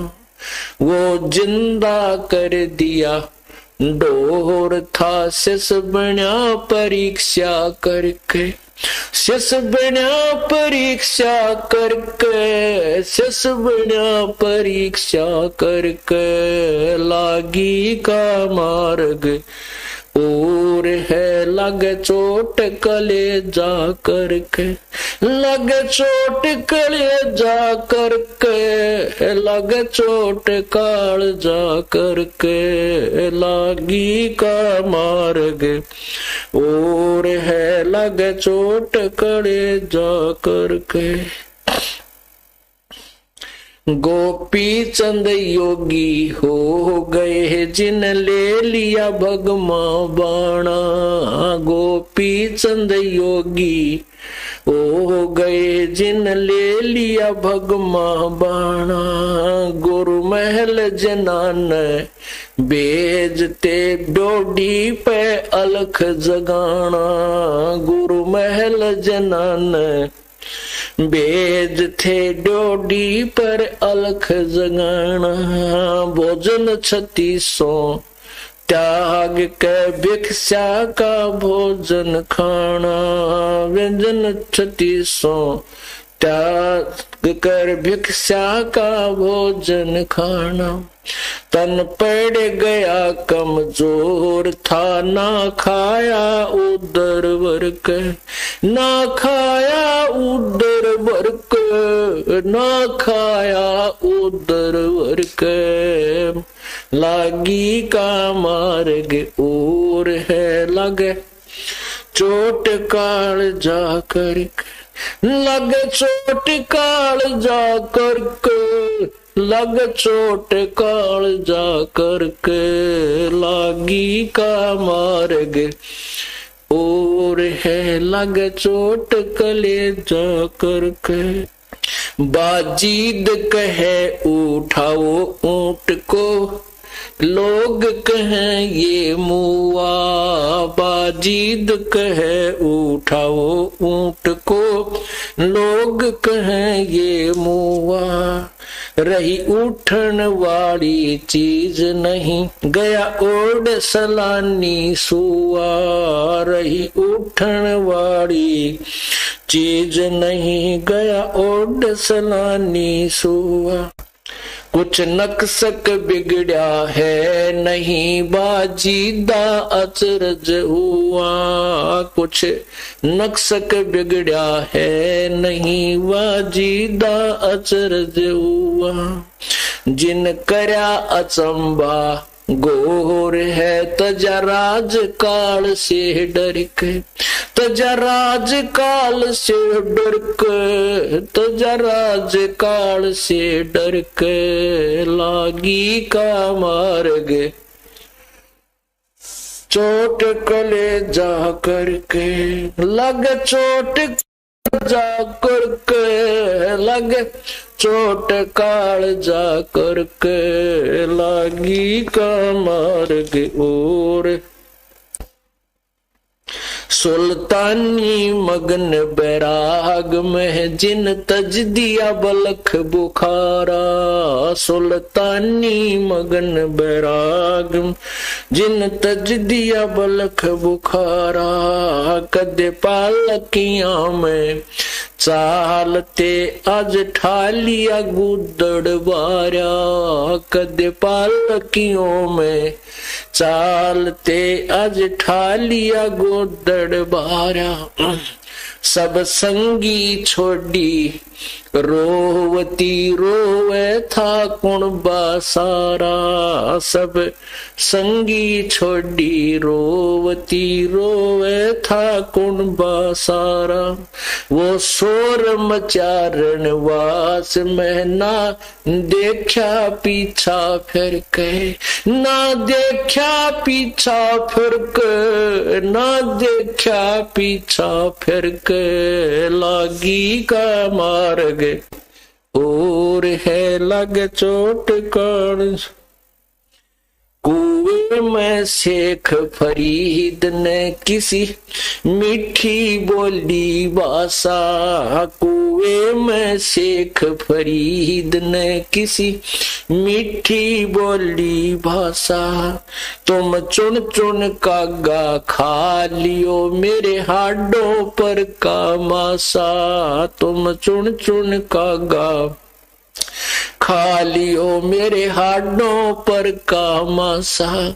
मेरे दो नैना मत छेड़ना मोहे राम मिलन की आशा, मेरे दो नैना मत खाइयो मोहे राम मिलन की आशा। जिन करी तपस्या गोर थी वे हुए आश्रय अर्क, वे हुए आश्रय अर्क, वो हुए आश्रय अर्क। लागी का मार्ग और है लग चोट करे जा कर, लग चोट काल जा कर, लग चोट काल जा कर, लागी का मार्ग। पीपा दरिया में कूद गया जिन कैसी करी ढठाई, पीपा दरिया में कूद गया जिन कैसी करी ढठाई। वह नर पाड़ा जीत गए जिन सिर धड़की बाजी लाई, वो नर पाड़ा जीत गए जिन सिर धड़की बाजी लाई। कह मंगलानंद चेतियो तुम सोच समझ मेरा भाई, कह मंगलानंद चेतियो कुछ सोच समझ मेरा भाई। बिन चेते यू झूठा शोर है कुछ जाइयो सुकर्म करके, कुछ जाइयो सुकर्म करके, कुछ जाइयो रे सुकर्म करके। लागी का मार्ग और है लग चोट कले जा करके, लग चोट काल जा करके, लग चोट काल जा करके। लागी का मार्ग और है लग चोट काल जा करके। अब क्या बताते हैं कि परमात्मा की भक्ति में इतनी श्रद्धा आपकी हो जावे कि आपके मीठी मीठी कसक बनी रहे प्रभु के प्रति, भक्ति के प्रति। तो किन किन को ये कसक लगी, किन के कलेजे में करक लगी, उनके विषय में एक साधु ने बताया है। मंगलानंद जी के बता रहे हैं। देखो पुण्यात्मा, जो भी प्रभु की प्राप्ति का प्रयत्न करता है उसको अवश्य ये ज्ञान होता है कि परमात्मा की भक्ति करनी चाहिए और विशेष कसक के साथ करनी चाहिए। जैसे यजुर्वेद में 40वें अध्याय के 15वें श्लोक में लिखा है कि ओम नाम का जाप काम करते करते कीजिए, विशेष कसक के साथ कीजिए और अपना मुख्य कर्तव्य समझ कर कीजिए। लेकिन अब अन्य संत भी जो साधना कर रहे हैं वो पूरी कसक के साथ कर रहे हैं। अब जैसे हमने यहां बरवाला से जाना है दिल्ली की तरफ, हम दिल्ली जाना है, हमारा काम दिल्ली में है, तो हम विशेष कसक के साथ चले हैं। यदि हमारे को किसी ने सिरसा की तरफ भेज दिया है कि इधर दिल्ली है, तो हम उसको दिल्ली की तरफ चल रहे हैं और कसक हमारे अंदर दिल्ली जाने की है, लेकिन हम दिल्ली नहीं पहुंच सकते। अब जैसे ये संत थे मंगलानंद दादी, ये भी पुण्यात्मा थी, परमात्मा चाह रहे थे, इन्होंने भी वही बातें बताई कि भगवान की तरफ लगे तो कसक के साथ लगे। यदि हमारे को दिशा ठीक नहीं मिली है अपने मंजिल की ओर जाने की, और हम उस विपरीत दिशा में भी जा रहे हैं और कसक के साथ जा रहे तो भी व्यर्थ है। अब तो हमने दिशा मिल गई है, लेकिन अब इन उदाहरणों का सहयोग लेना है। जो इन अनजान संतों ने विपरीत दिशा में भी वही स्पीड खींची, जैसे हम हमारी गाड़ी की स्पीड है 100 स्पीड से चलती है 100 किलोमीटर प्रति घंटा, और हम जाना दिल्ली था उस स्पीड से जा रहे हैं सिरसा की तरफ, तो हम डबवाड़ी पहुंच जाएंगे, पंजाब में प्रवेश कर जाएंगे, दिल्ली नहीं जा सकते। इसी प्रकार कसक भी हो और मार्ग भी ठीक हो, हमारी स्पीड भी सही हो और दिशा भी हमें वो ठीक मिली हो, तब हम सफल होंगे, मंजिल पर पहुंच सकेंगे। तो क्या बताते हैं, शेख फरीद ने कुएं में किसी मीठी बोली भाषा, अब शेख फरीद जी भी प्रयत्न कर रहे थे परमात्मा के पाने की, उनको ज्ञान तो ये दे रखा था कि भगवान निराकार है, और गुरुजी ने ये भी तपस्या बता रखी थी कि साधना कर तप करने से प्रभु का दर्शन हो जाता, दीदार होता है। अब अपने गुरुदेव के बताए अनुसार के भगवान के दर्शनार्थ कठोर तप करना चाहिए। पहले तप किया, खड़ा होकर बैठकर किसी तरह, फिर सोचा कि क्यों ना कुएं में उल्टा लटक जाऊं। शेख फरीद जी ने 12 वर्ष तक उल्टा लटक कर, एक जैसे नीचे कुआं था, ऊपर वृक्ष था, वृक्ष का जो डार था बड़ा टहनी, तो डाल जो है डार, कुएं के ऊपर के टहनी आई हुई थी उसकी शाखाएं, तो उसमें ऊपर रस्सा बांध कर कुएं उस टहनी के और अपने पैरों का बांध के और धीरे धीरे कुएं में उल्टा लटक जाता था। उसमें 12 वर्ष तक जैसे थोड़ा बहुत आहार किया फिर लटक गया, फिर आहार किया, दूसरे तीसरे दिन फिर लटक गया। ऐसे 12 वर्ष में 1.25 मन अन्न खाया था शेख फरीद ने, 50 किलो 12 वर्ष में। तो देख लो, एक वर्ष में 365 दिन होते हैं, कितना आहार प्रतिदिन उसको ने लिया होगा। मेरे ख्याल में 100 ग्राम भी बाट नहीं आता, 10 ग्राम बल्कि। तो उस पुण्यात्मा को कसक तो लगी थी परमात्मा की, उसके कलेजे में कर्क भी थी, लेकिन दिशा गलत थी।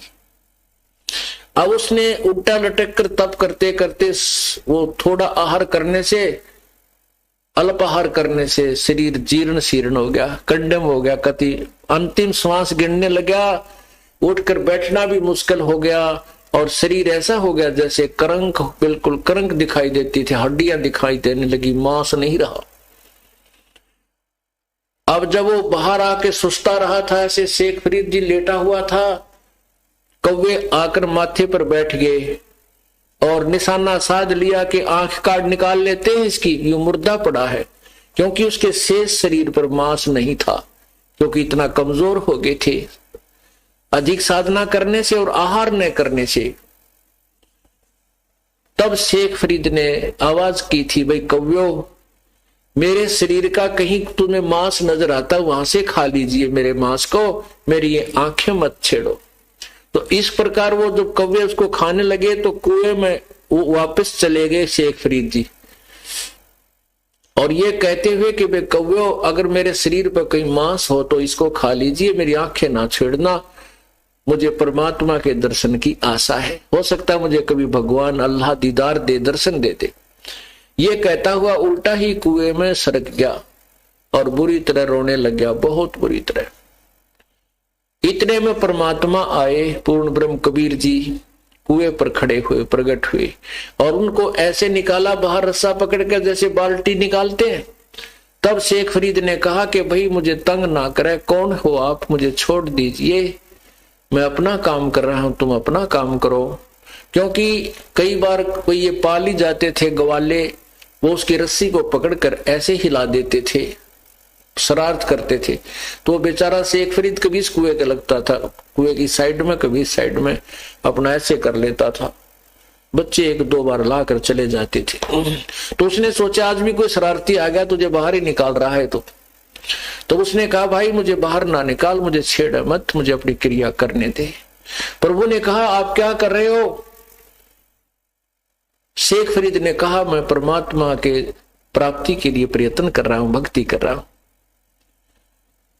प्रभु ने कहा कि मैं वो अल्लाह हूं जिसकी तू खोज कर रहा है। अब शेख फरीद कहने लगा कि मजाक मत करे मेरे साथ, अल्लाह ऐसा नहीं होता। परमात्मा ने कहा अल्लाह कैसा होता है कि वो तो बेचून है। बेचून मीन अनविजिबल, फॉर्मलेस, वो दिखाई नहीं देता, निराकार है। तो कबीर परमेश्वर ने कहा कि बोली आत्मा पहले ये तो विचार कर तुम बोल क्या रहा है। एक तरफ तो कह रहा है कि भगवान के दीदार के लिए, अल्लाह के दीदार के लिए, दर्शन के लिए, उसको देखने के लिए, साक्षात्कार करने के लिए मैं साधना कर रहा हूं, और दूसरी तरफ उसको निराकार भी बता रहा है।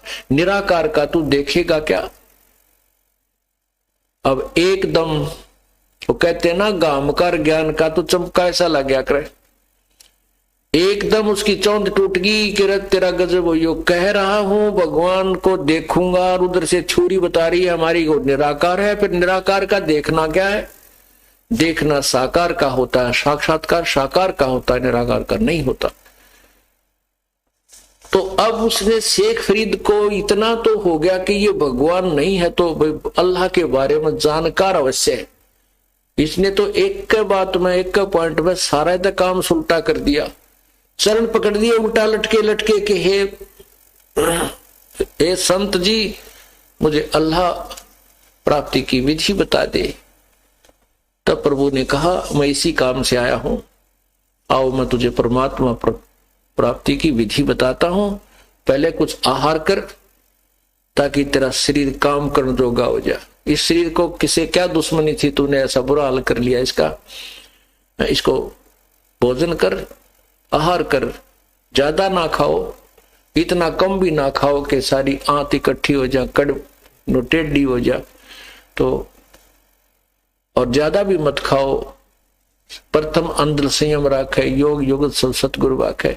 तब कबीर परमेश्वर ने उस शेख फरीद को वो विधि बताई परमात्मा अपने ही पाने की।